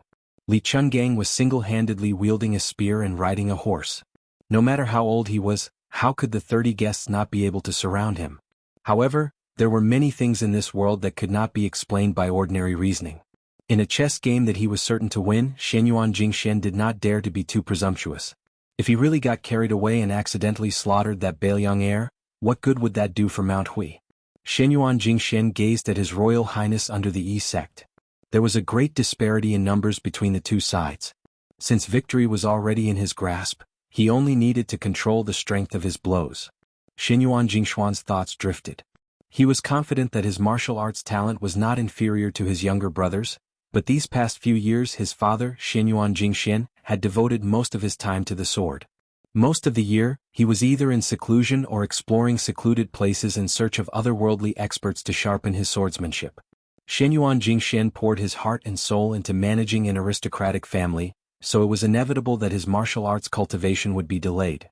In his youth, his eldest brother, Xianyuan Jingxian, had not touched martial arts other than a few techniques to strengthen his body. Xianyuan Jingxian and Xianyuan Jingxian were equally matched when it came to martial arts. After reaching the age of 30, Xianyuan Jingxian had even surpassed him. After reaching the no-doubt state, he had to worry about the trivial matters of the family, and it was only then that his third brother, Xianyuan Jingxian, gradually began to leave. How could Xianyuan Jingxian not hate his eldest brother? If it wasn't for the fact that Xianyuan Jingqing was unwilling to learn martial arts and take up the heavy responsibility. Thinking of this, Xianyuan Jingqing couldn't help but laugh at himself in his heart. 10 years ago he was still secretly grateful to Big Brother Ling for not fighting for power. It was only later that he realized that the glamorous position that seemed to be in his hands was neither enticing nor reliable. The guests on the bull mound were divided into 3 distinct groups. Those who had clearly joined Xianyuan Jingqing and Xianyuan Jingxuan's camps were split into 2 groups. The rest were still undecided. The situation of who the next family head would fall into was still unclear. This group of Jianghu bigwigs clearly decided that they wouldn't act unless they saw a rabbit. Birds of a feather flocked together. The guests of Mount Hui besides Xianyuan Jingqing all had relatively gentle personalities. They all had good reputations in Jianghu. They belonged to the type of heroes who eliminated evil and eliminated evil. Each of them was awe-inspiring righteous. When they saw His Royal Highness and his group walking up the mountain, they all showed expressions of righteous indignation. On the other hand, Xianyuan Jingxuan's group was the complete opposite. Most of them were fugitives who had fled into the mountains in search of protection, and they were all infamous for their ferocity. Among them, there were a few bandits who were among the best in the southeastern region of the dynasty, and there was also a notorious flower picker. The last group was both good and evil. They didn't adhere to morals. They were called the martial loose men by the orthodox people in the imperial court who had a good impression of Jianghu. These people usually didn't do great evil. When they felt like it, they would do some good deeds. Over time they had accumulated some reputation. At this time, the 2 guests' gazes met and then immediately looked away as if they were disgusted. Xianyuan Jingxian inwardly smiled. This was the result of his deliberate management. The number of guests in Mount Hui was astonishing, and most of them were quite strong. Even those who were mediocre in martial arts had some strange skills. However, Mount Hui spent a lot of money to give these guests a comfortable and luxurious life. If they wanted women, they gave them women. If they wanted secret manuals, they gave them secret manuals. But the important figures of Mount Hui had a clear account book in their bellies. There were only 7 or 8 people who really caught the eye of Bulldogong. Among these people, the chief guest Huang Fangfua and the second guest Hong Yu were the most worthy to be accepted. Hong Yu was the lame son of a nameless soldier. This person didn't disappoint Xianyuan Jingxuan's expectations. In Mount Hui blessed land, where geniuses were everywhere, his martial arts talent didn't lose to Xianyuan Jingxuan's. His cultivation improved by leaps and bounds. Because of Hong Yu's heroic character and heroic spirit, he was the most popular among the guests. Not only that, Hong Yu was also proficient in the art of war. After he was given the power to command the cavalry, he helped the entire second branch, which allowed the second branch to suppress the third branch. He could be said to be Xianyuan Jingxuan's lucky general. The chief guest of Mount Hui, Huang Fangfua, was the #1 martial artist in Jianghu. He was close to the realm of Grandmaster. When he encountered a big bottleneck in martial arts, he came to Mount Hui just to borrow secret manuals. Under normal circumstances, Bull Dagong wouldn't ask Huang Fangfo to do anything. After all, guests weren't like the lackeys of the family who came and went as they pleased. These experts mostly followed the rules of guests who stayed and left if they didn't. Moreover, the most difficult people to serve in the world were the literati and experts. The originally arrogant and domineering Mount Hui was cultivated under Xianyuan Jingxian. For more than 10 years they had been pursuing harmony and wealth. They didn't want to bully their customers. This unknowingly increased the status and arrogance of the guests, and their tempers became more and more crafty. How many people could be like Xianyuan Jingxian, who killed a concubine in order to win people's hearts? Huang Fangfo was also a very smart person. He was proficient in all kinds of martial arts. He had reached a higher level early and rarely met a worthy opponent in Jianghu. However, he was suppressed under the realm of Grandmaster. He couldn't understand why. During this period he risked his life to go to the western regions and Beimang.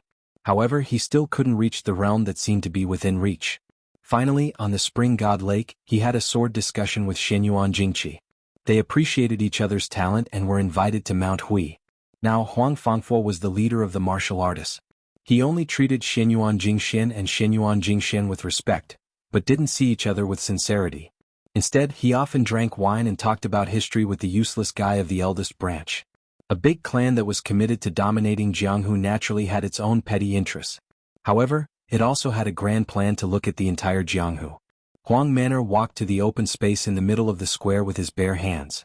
Xianyuan Jingqi had already received the news that this skinny young man had killed more than 10 people on his way up the mountain. Their hands and feet were all torn apart while they were still alive. Xianyuan Jingqi was the flag of Mount Hui when his ancestor and father weren't present. He lived like a prince in a high position. He cared about his face the most. He wanted to show his royal highness who was in his power. He coldly said, "Release the arrows." The bowstring released an ear-piercing buzzing sound.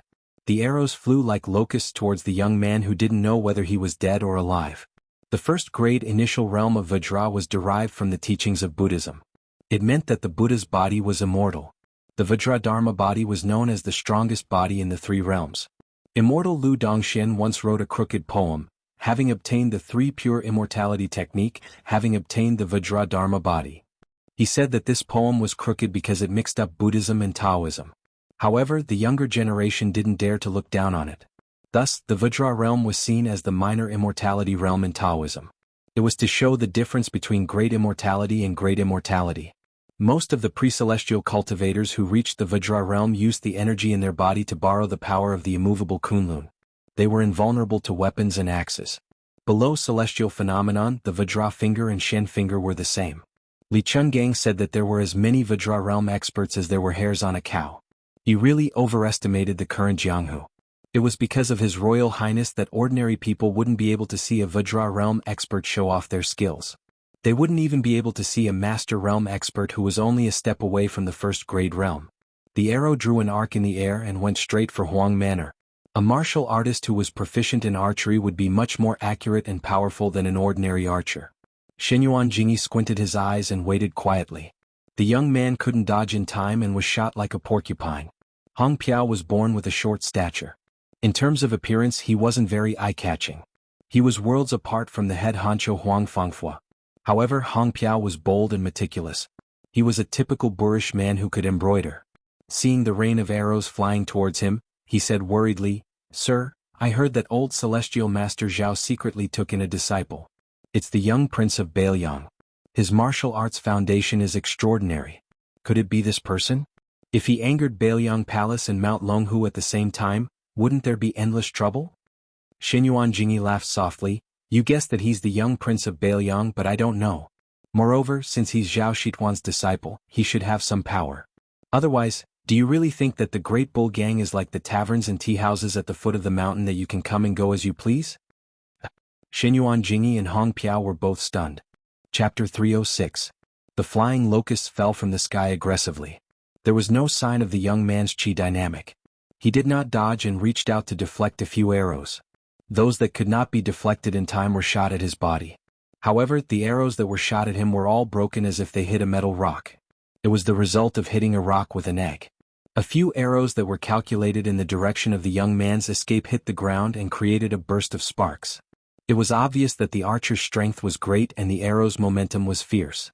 This made the scene even more strange. Since the young man did not use Qi dynamic to strengthen his body, how could he deflect those arrows? The guests of Mount Hui who knew their stuff looked at each other in dismay. Huang Fangfo said indifferently, "What a good-born Vajra state. In the past, I only heard the seniors talk about strange things and I did not dare to believe it. Today I have opened my eyes." At the edge of the guests, there was a handsome man who was waving a fan in autumn. Although he had a pair of peach blossom eyes, there was an evil aura around him. There were more than 10 women painted on the front and back of the fan with their names and families written on it. There were more than 20 words to describe their romance. These women were all under his evil clutches. There were more than 10 fan of beauty and they were all carefully kept. They said that they were to be passed on to their descendants as family heirlooms. This self-proclaimed master of love and painting had been unrestrained in these years. If he had not poisoned a county chief's daughter 2 years ago and completely angered the government, he would not have come to Mount Hui to live under people's skin. The mountain was not as happy as the foot of the mountain. It was true that Mount Hui had beautiful mountains and clear waters and beautiful women, but this land's happiness was exclusive to the direct descendants of Xianyuan. He had been dissatisfied for a long time and complained a lot. This person's reputation was extremely bad. It was hard to imagine that such a perverted thief who everyone wanted to kill could write so many heroic poems that said, "Life is only 100 years, but to scold to one's heart's content for eternity." When he saw the young man who was said to be the heir of Bailiang with a sword, he was quite displeased. There were 2 kinds of people he hated the most in his life. One was ugly women who would dirty his eyes. The other was men who were more handsome than him. He could ignore the former, but the latter would most likely be tortured by him until they were disabled. The young man's strength was amazing, but he thought about it and saw that the young man's expression was dull and dull. He felt that he was just a brute. He was not afraid of this at all. To be a flower thief, the most important skill was to be able to escape. Therefore, his lightness skill could be ranked at the top of Mount Hui where there were many masters. He felt that staying in Mount Hui was really boring. Some of the beautiful women were divided up and could only be seen but not eaten. It was too annoying. Mount Hui was full of hidden dragons and crouching tigers. Climbing over the wall to pick flowers was no different from suicide. It was better to go down the mountain and out of sight. 2 years had passed and he was almost out of the limelight. It was time for him to reappear in Jianghu. Those juniors who only knew how to secretly use aphrodisiac to ravage women were really a disgrace to him. Flowers were not to be picked like this. The highest level of flower picking was to pick them and enjoy them before planting them back in the pot. This way they would be more delicate and beautiful than rashly breaking them and losing their vitality. Since he was going down the mountain, he had been eating and drinking well in the bull gang for 2 years. He had to return a favor. Today's situation was tricky. He was sure that many of the guests in Mount Hui were afraid of the king of Bailiang's name and did not dare to make a move. But he was different. Behind the mountain, "I don't care if you're the king of heaven or a different surname." Huang Manor turned around and looked at Su Fengyan. After getting permission from his eyes, he started to run. "You're not allowed to use such a desperate move like the Overlord's armor removal. If you can't beat us, then run. It's okay to lose face. As long as there's life, there's hope. Sooner or later we'll be able to get back at you." His Royal Highness turned around and teased Blue Bird. As he spoke, he felt a little regretful. It was a pity that Wen Hua wasn't present. Otherwise, in such a lively scene he might not be good at fighting, but his scolding skills were definitely at the peak. He could scold people until smoke came out of their 7 orifices. His 18 generations of ancestors, generation after generation, he wouldn't repeat half a word. Su Fengyan, who had learned a lot of verbal skills from the village women, had to admit that he was inferior and was unwilling to admit defeat. That year, when he met Xianyuan Qingfeng, whom he mistakenly thought was Xianyuan Qingfeng, it was nothing more than a fart of 2 debauches refusing to give way to a well-bred young lady. Fighting was nothing more than swallowing the humiliation. But that bastard Wen Hua's mouth was really undisciplined and out of control. He called a dog his father and called her mother. He even spouted nonsense about how her armpit hair had a body odor that could smoke mosquitoes. He even did the vulgar action of taking off his pants and revealing his 2 buttocks in public. Even if Xianyuan Qingfeng was a bodhisattva with a good temper, he would still get angry and beat him up. This time, on this trip to Mount Hui, he didn't have Wen Hua, who was comparable to a land immortal in terms of quarreling skills, to accompany him. Blue Bird held her spear and rushed out. Her figure wasn't as surprising as Huang Manor's. First it was the foolish youth, then it was the delicate girl. Other than that old god of swords, Li Chungang, this Baoyang prince didn't have any other capable experts?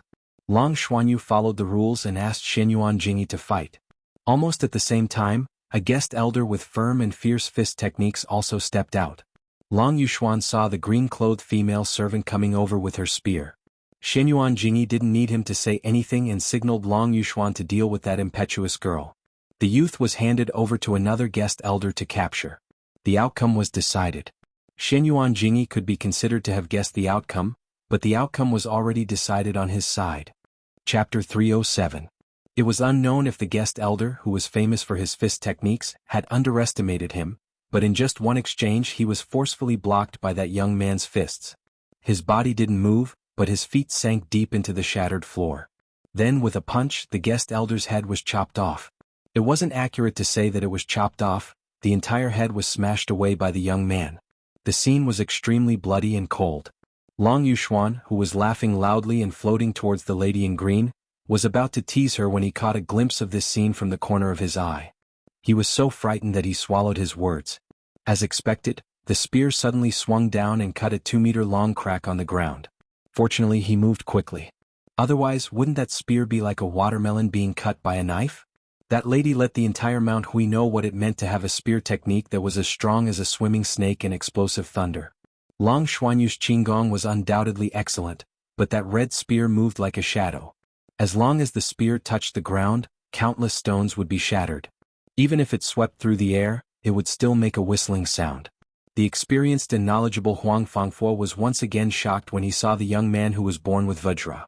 He muttered, "The spear Immortal King embroidery has finally appeared? But that's fine, but how can a young lady be so domineering?" Su Fengyin had been glancing at the old man with the sheepskin fur coat. If he didn't take advantage of everyone's shock to take down the leader of the bandits, Xianyuan Chongyi, it would be a good opportunity to squander. Li Chungang rolled his eyes and said, "My heart aches for that daughter. This old man doesn't understand. You clearly care about her so much, so why don't you eat her up? To a woman this kind of care is the most practical." Su Fengyin flew into a rage out of humiliation. "Cut the crap, senior, make a move." The old god of swords raised his chin and said in annoyance, "Wait a while more, look over there." Su Fengyin looked in the direction and saw Xianyuan Qingfeng walking over slowly. She said to Xianyuan Chongyi in a clear voice, "My father invited His Royal Highness to Bull Hill to view the scenery and has already obtained the permission of the old ancestor." The moment she said that, there was a commotion. Xianyuan Chongyi frowned and said, "Qingfeng, don't mess around." It was obvious that he saw this niece's words as a fake imperial edict. Xianyuan Qingfeng said calmly, "Uncle, if you don't believe me you can go and ask the ancestor yourself." Xianyuan Gong narrowed his eyes and smiled. "That won't be necessary. However, His Royal Highness wants to make friends through martial arts. Let's wait until the fight is over." He turned to the second guest chamberlain and said, "Brother Hong, are you going to spar with that junior? Only with you personally leading the formation will we be able to show the sincerity of Mount Hui's hospitality." Hong Piao was expressionless as he prepared to attack. Xianyuan Jingyi, on the other hand, was observing the subtle changes in his niece's expression from the corner of his eye. He didn't have any good feelings towards Xianyuan Qingfeng. As a woman, she wanted to seize power from him, her own uncle. She truly had a heart higher than the heavens and a life thinner than paper. Xianyuan Jingzong waited until she spoke, and concluded that Yuan Tingshan, who was exhaling more than inhaling, had been abandoned by his niece. Instead, he had turned to cling to the thigh of the heir of Baoyang, hoping to borrow an external force to contend against the mansion of the old ancestor. However, did this infamous His Royal Highness have the ability to challenge the old ancestor? However, Xianyuan Jingyi understood his niece's feelings. After all, to any woman, entering and leaving Mansion of the Bull was a completely different world.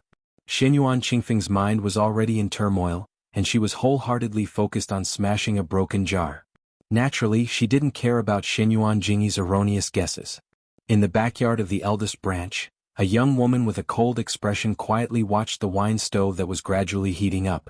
The wine's name was Angelica, and it was sandwiched between tea leaves from Mount Hui's old tea before the rain, as well as osmanthus seeds picked every mid-autumn festival. The wine's color was golden and translucent, with a hint of green. The wine's aroma was a combination of tea and osmanthus. It was slightly bitter in the mouth, but when tasted carefully, it lingered for a long time with an endless aftertaste. This wine had the meaning of, after bitterness comes sweetness, but it wasn't popular in Mount Hui. Mount Hui was also known as Yaozhao Mountain. In the ancient book Classic of Mountains and Seas, it was recorded that Yaozhao Mountain had many osmanthus trees. However, after the Xianyuan family occupied this blessed land, they enjoyed a peaceful life for several hundred years. Perhaps it was because their good fortune didn't last long, and their luck gradually decreased, causing the old osmanthus trees to die one by one. Last year, even the only remaining osmanthus tree named Tangeray, which had a lifespan longer than the 1,600 years of the Taoist master's residence on Mount Longhu, had withered. Therefore, apart from a few jars of wine brewed from the osmanthus seeds last year, this Angelica osmanthus wine had become extinct. Everyone in Mount Hui knew that the eldest son of the first wife, Xianyuan Jingqing, was an absurd person who was addicted to drinking Angelica osmanthus wine from the books of the sages. The older generation remembered even more clearly that every year on Xianyuan Qingfeng's birthday, this scholar, who was once delusional enough to want to pass the imperial examinations and leave the mountain and was unwilling to practice martial arts, would bring his young daughter to Tangeray to have his height carved. However, after the age of 15, the precocious Xianyuan Qingfeng treated this matter as a disgrace and didn't want to do it again. Thus, he drifted further and further away from his father. These years, only a handful of guests like Huangfang Buddha, who could be counted on one's fingers, had the good fortune to drink a jar of bitter osmanthus wine. Xianyuan Jingqing liked the bitter taste when he drank and lived up to his reputation as an eccentric. Every year, Xianyuan Jingqing brewed 3 jars of Angelica osmanthus wine. 2 jars were sent to the courtyard, and he only had 1 jar left. Therefore he never had enough wine, but here he never drank. He let the 2 jars of wine sit idle every year. Year after year, the more jars there were, the more mellow the aroma of the wine became. She finally opened a jar of wine and brought in a set of wine utensils that had been sealed for many years. The wine utensils were made by that man himself. In any case, other than practicing martial arts, that person seemed to be good at everything. Sitting alone, she filled a cup of wine and placed it on the table, as if she was hesitating whether to drink or not. She began to hate herself for no reason and reached out to slap the wine cup away. After a while, she stood up to retrieve the wine cup. Only then did she discover 2 small lines of words engraved at the bottom of the cup. The handwriting was clear and elegant. Life is bitter so long as the right person returns. Chapter 308. Dark clouds loomed over the great snow plateau.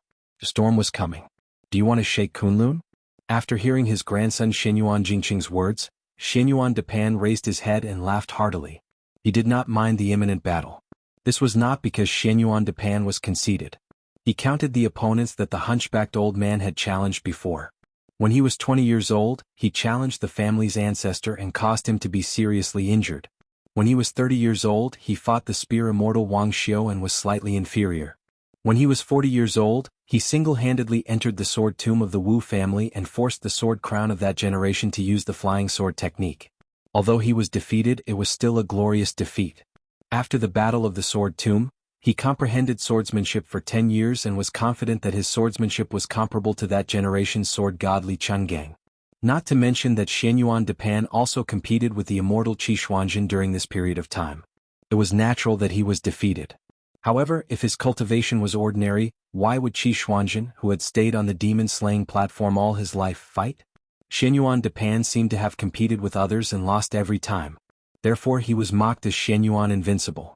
However, not to mention Qi Xuanzhen, the only person in 500 years who could compete with Ancestor Lu, and Li Chungang, who was invincible in the secular world at that time, even the most inconspicuous Gu Jiantang now had extraordinary swordsmanship. If he claimed to be second, no one dared to claim to be first. In this way, how many people dared to underestimate this ancestor of the Xianyuan family? Xianyuan Depan had lived for nearly 100 years. He was different from Li Chungang, whose realm was declining day by day and eventually could not recover. Generally speaking, he had been steadily improving. People predicted that he had reached the celestial state when Xianyuan Depan was in charge of the dynasty. In these years he had devoted himself to dual cultivation and devoted himself to fusing Confucianism, Buddhism and Taoism into one. With Xianyuan Depan's age and strength, it was not impossible for him to reach the realm of Earth Immortal. After Qi Xuanzhen ascended to immortality, there was no longer a Jinren of this realm in Longhu Mountain. Once Xianyuan Depan achieved immortality, the hatred of the past would be returned to the ancestral court of Taoism. At that time, Even if Gu Jiantang's swordsmanship was superb, how could he be a match for an Earth Immortal?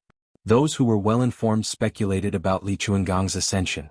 The one-armed old man wanted to use Xianyuan Depan to establish his authority. Most of them were not optimistic about the old god of swords, whose realm had declined greatly. The busybodies of Jianghu had specially placed bets on the outcome of Li Chungang and the various first-pin masters. Without exception, the odds were extremely high, indicating that they did not have high hopes for Li Chungang. As for the odds against Wang Xianji and the new god of swords, Dong Tai, the odds were about 5,000 taels of silver on Li Chuangong's victory. Jianghu was forgetful and fickle, just like the saying that scholars despised each other since ancient times. Xianyuan Depan's 10 years of seclusion showed that his realm had improved greatly. His sideburns had turned from white to black. It was a clear proof that he had returned to his original state. It was a mysterious sign of becoming an immortal Zhenren. When Qi Xuanzhen was slaying demons on Mount Longhu, he was 70 years old, but his appearance was as handsome as a young man. Xianyuan Depan was not in a hurry to make a move. He had waited for 20 years and finally, this day had come. Usually as he got older, his patience would get better. Xianyuan Depan looked at his eldest grandson from afar, who was not tainted by worldly affairs. There was no emotion in his eyes. To him, blood relations could be heavy or light. If he was obedient and had the potential to become a dragon, then he would nurture him. If he was a good-for-nothing with mediocre roots, then even if he was his biological grandson, then he would simply abandon his intentions. Since when was Xianyuan Depan the kind of elder who liked to play with his grandson? The joy of family relationships was not worth mentioning compared to his own immortality. He made an exception and gave this eldest grandson, whom he had high hopes for, another chance. The first time was during Xianyuan Jingqing's coming-of-age ceremony. He asked him if he was willing to learn martial arts. Unfortunately, this stubborn child insisted on learning from Sun Ping of Zhejiang City. Xianyuan Depan was really amazed by this grandson's talent. Even if he was an unpolished jade for the rest of his life, it would be good to just leave him at home and collect dust. Later on, Xianyuan Jingqing met the woman in distress and returned to the mountain to beg for help from his family. Xianyuan Depan then gave him another chance. However, this grandson who had wasted his talent actually refused again. Xianyuan Depan was furious and no longer regarded him as his eldest grandson. He turned to nurture the less talented but ambitious Xianyuan Jingxian. Later on, that woman actually took the initiative to ask for dual cultivation. Xianyuan Depan was just going with the flow. Since he had decided to abandon Xianyuan Jingqing, it was fine to have a young granddaughter-in-law who was suitable to be a human cauldron. Xianyuan Pan looked indifferently at the tornado that was attracted by Xianyuan Jingqing's abundant qi. It was in the shape of a giant funnel, and the root of the wind spun violently on the great snow plateau as if it reached the heavens. It continuously tore down the black clouds in the sky, becoming more and more intense. Xianyuan Jingqing stretched out one hand and drew an arc, while his other hand slowly lifted upwards. He said softly, "Rise again." Another huge tornado appeared in the sky on the left side of the great snow plateau. The phenomenon of heaven and earth revolved around the dragon axis, causing endless wind and sand to blow. In one go, Xianyuan Jingqing's aura skyrocketed, but it did not show any signs of weakening. He clenched his hands into fists, and his qi instantly climbed to the peak. He said slowly, "Rise 3 times." A tornado appeared on the right side. On the great snow plateau, 3 dragons draw water. Xianyuan Pan's gray hair was messed up by the strong wind. He said calmly, "Stealing the power of heaven and earth, is this your heavenly phenomenon stage? This kind of opportunistic behavior is fine for scaring people, but if you want to hurt me, it's really laughable." Xianyuan Jingqing did not say anything. The 3 tornadoes surged with heaven's might and quickly moved towards the motionless Xianyuan Pan. The 3 dragons suddenly converged and pressed down on ancestor Huishan, who was in the center and did not bother to dodge. "Good timing." Xianyuan Pan laughed loudly. His hands hooked into claws and his left hand reached out into the 2 tornadoes. The vast sea of qi that contained the accumulation of nearly 100 years of internal energy began to exert its power, rolling like a boiling boiler. The reason why he looked down on Xianyuan Jingqing's heavenly ability was related to Xianyuan Pan's own cultivation. Generally speaking, the saints of the 3 sects each left behind bits and pieces of information for the future generations to figure out the great Tao.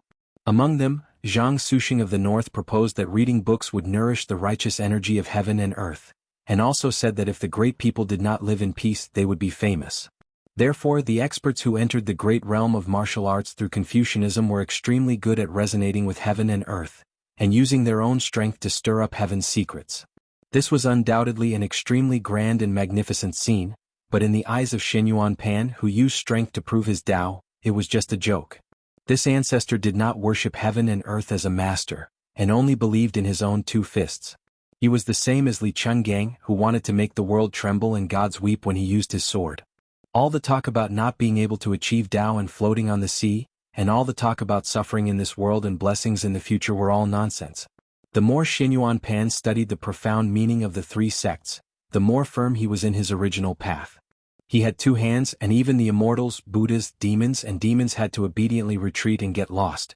Moreover, Xianyuan Pan had a clear goal, which proved that the path he chose was not only feasible, but also extremely correct.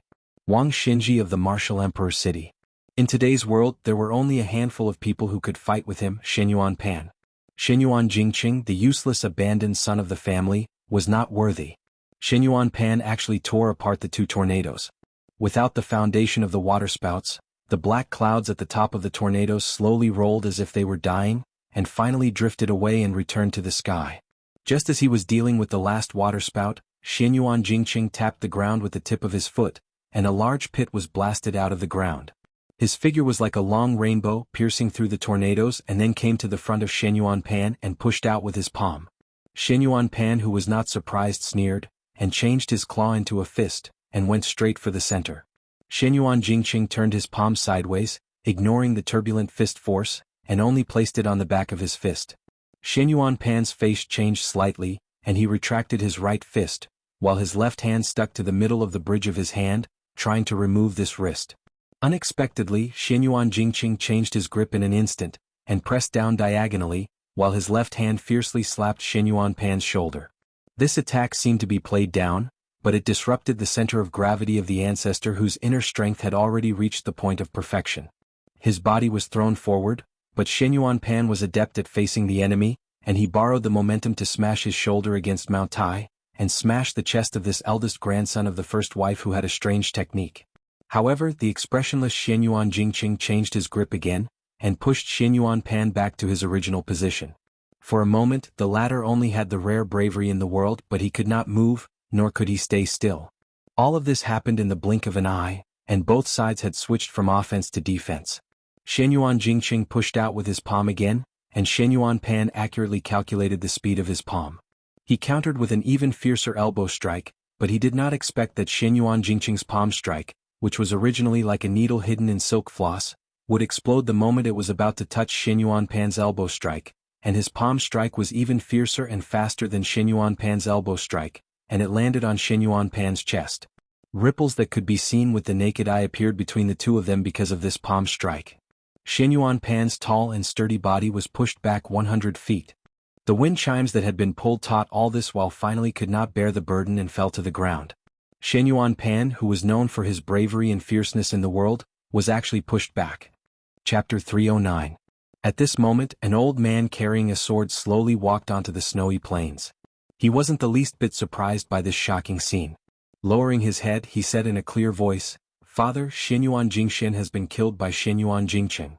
Xianyuan Pan hummed indifferently. He looked thoughtfully at Xianyuan Jingqing, who clearly wanted to commit treason to the end. He asked, "How many moves did it take to kill your third brother, who had just entered the profound finger realm?" Xianyuan Jingqing, who had been expressionless all this time, suddenly smiled. He coughed a few times and covered his mouth. Smiling vaguely, he said, "We agreed beforehand that I would kill him with the profound finger realm. However, I actually used the heavenly phenomenon realm. That's why it was only one move." The ancient sword at Xianyuan Guiqi's waist wailed incessantly, his expression furious. Xianyuan Pan nodded. "Your last palm strike just now was also the same. Everything before was merely a diversion." Xianyuan Jingqing, whose face was as white as snow, said indifferently, "Insignificant skill. Of course, it can't slay the evil flood dragon. Dare I ask if old ancestor's hand is warm? If it is, Jingqing will no longer be polite." Xianyuan Guiqi, who was watching from the side, was stunned. Xianyuan Pan let out a burst of joyful laughter that came from the bottom of his heart. Pointing at Xianyuan Jingqing, he said, "You brat, arrogant to the point of being adorable. You are worthy of being the one I think most highly of in the entire Insignia Mountain. Truly a pity. Xianyuan Jingqing covered his mouth and coughed a few times. Raising his head to look at the rolling black clouds, he softly said, "When I was young, I read that an ant trying to shake a large tree was laughable and overconfident. At the time, I only thought it was laughable. Later, after careful consideration, I thought that changing the word laughable to respectful was not bad. An ant trying to shake a large tree was laughable and overconfident?" Of the 3 generations of Insignia Mountain, Xianyuan Jingxian was already a dead man, and Xianyuan Jingqing was also about to die. Xianyuan Jingqing retracted his gaze. With one hand behind his back and the other extended, he loudly said, "Xianyuan Jingqing invites old ancestor to die." Xianyuan Guiqi was immediately frightened speechless. When had his sickly cat-like eldest son become a fierce tiger that could bite and fight with his father, Xianyuan Pan? Insignia Mountain, which boasted of enjoying the blessings of the continent, was unable to escape the fate of 2 tigers. On the snowy plains of Mount, a storm. Over at the Yi sect, Xianyuan Jingyi was truly enraged. Especially after his niece, Xianyuan Qingfeng, had come to stir things up, adding fuel to the fire. Did that sloppy young heir really think that he had come to Mount Hui to enjoy the scenery? My Mount Hui and our neighbor, Mount Longhu, are mutually supporting each other. Even Prince Zhao Yi of Guangling, who is second to none in the southeast of the empire, dares to defy us. You, who has roots far away in Bailiang, and His Royal Highness, who has yet to inherit the throne, dares to behave atrociously here? It was true that he was wary of this Bailiang dragon, but he wasn't really afraid of him. The one that Xianyuan Jingyi didn't dare to use his full strength to crush wasn't Su Fengnian, who only had skin and a title. It wasn't even Li Chungang, who was still ranked 8th in the world. It was that crippled butcher. Xianyuan Jingyi cast a sidelong glance at Xianyuan Qingfeng and coldly snorted. This little bitch who lives off others while helping others. As expected of the daughter of that shameless woman. She wants to borrow power to reverse the decline of the first wife's branch. As a little bitch, she doesn't feel ashamed to show her face in public. First, it was that uncouth brat from the countryside Yuan Tingshan. Then, she threw flirtatious glances at the influential Song family. Now, she's even seduced the heir of Bailiang, who has a terrible reputation. The Xianyuan family's reputation has been completely lost.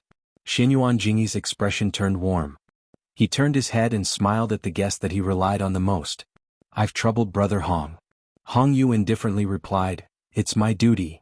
Huang Manor, who had smashed the guest's head with a single punch, had nothing better to do. From time to time he would stretch out his leg and kick the headless corpse's hand. Everyone from Mount Hui felt their hair stand on end. The youth, who was born with unparalleled physical strength, grinned when he saw Hong Yu step out. At this moment, the head steward of the second branch hurriedly ran over. A guest that had been worshipped by the third branch had ill intentions and tripped him. The steward fell flat on his face. He didn't even care about glaring at the guest and only cared about getting up and rushing to his master, Xianyuan Jingyi's side. For some reason, this steward felt a chill run down his spine.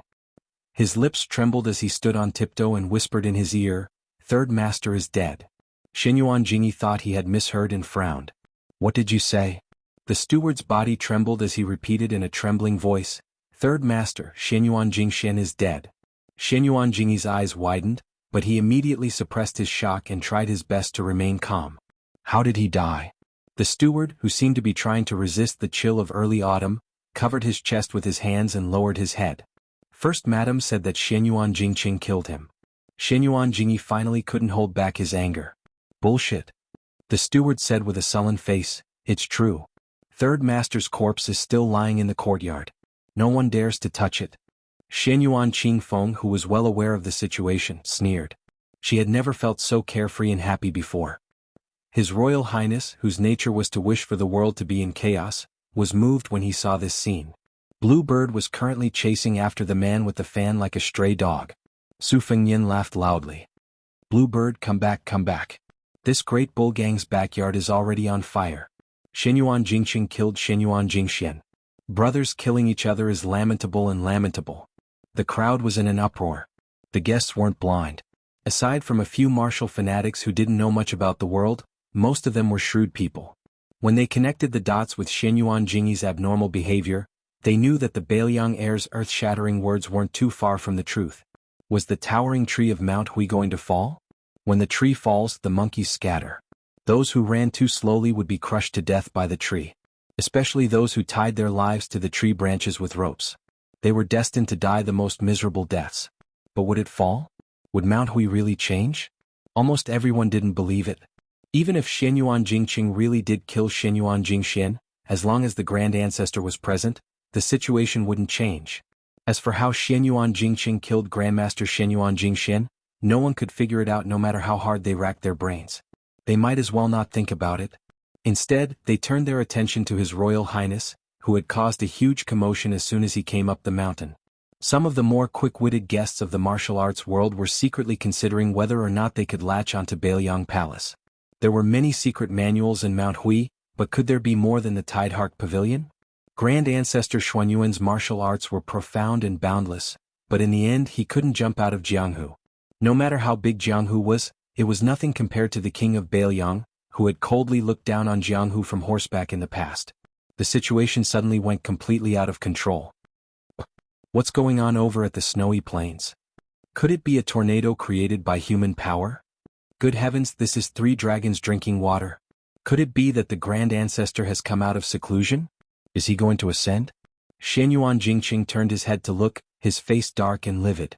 Su Fengyan struck while the iron was hot and spouted nonsense. Hey, old man Xian named Yuan Jingjing, if you don't let this Shitzi pass, everyone will miss a good show that is hard to come by in 100 years. Xianyuan Qingfeng very tactfully added flowers to the brocade and calmly said, Uncle, His Highness came up the mountain at my father's invitation and has the Grand Ancestor's permission. Xianyuan Jingqing was hesitant. Dirty linen shouldn't be aired in public. If he let that jinx pass he would lose face. But if he insisted on a deadlock and allowed the heir to slander him, the hearts of the people of Mount Hui would be shaken. Wait a minute. Xianyuan Jingqing's mind immediately turned. If what the steward said was true, then his third brother Xianyuan Jingxian was already dead, his eldest brother had gone to the snowy plains to seek his own death, and his father Xianyuan Guiqi had no intention of becoming the head of the family. In the future, when the Grand Ancestor ascended to immortality, who would be in charge of Mount Hui? It was truly a case of searching high and low for something only to find it by chance. Xianyuan Jingqing was overjoyed, but he still looked like he was in a dilemma. Everyone held their breaths, patiently waiting for Xianyuan Jingqing's decision. Is it going to rain? Su Fengyan looked up at the sky, then turned to Xianyuan Jingqing with a smile. Let me pass and an umbrella. That won't be difficult, right? Xianyuan Jingqing's face was angry, but he clearly took a step back. He calmly ordered the steward beside him, Go get an umbrella. Su Fengyan brought all of his men to the snowy plains, but Xianyuan Jingqing only brought his 2 trusted aides, Huang Fangfua and Huang Fangfua. Xianyuan Qingfeng brought up the rear. Some scenes that she thought she had long forgotten suddenly appeared vividly in her mind. That man who mocked himself for being tasteless if he didn't read for a day, had personally taught her how to read, saying that as long as she opened a book, it would be beneficial, but she didn't need to understand it. He taught her how to write, and said that at the beginning of the book she could use clever phrases to attract people's attention, causing them to be amazed at first sight, but it didn't matter if she started strong but finished weak.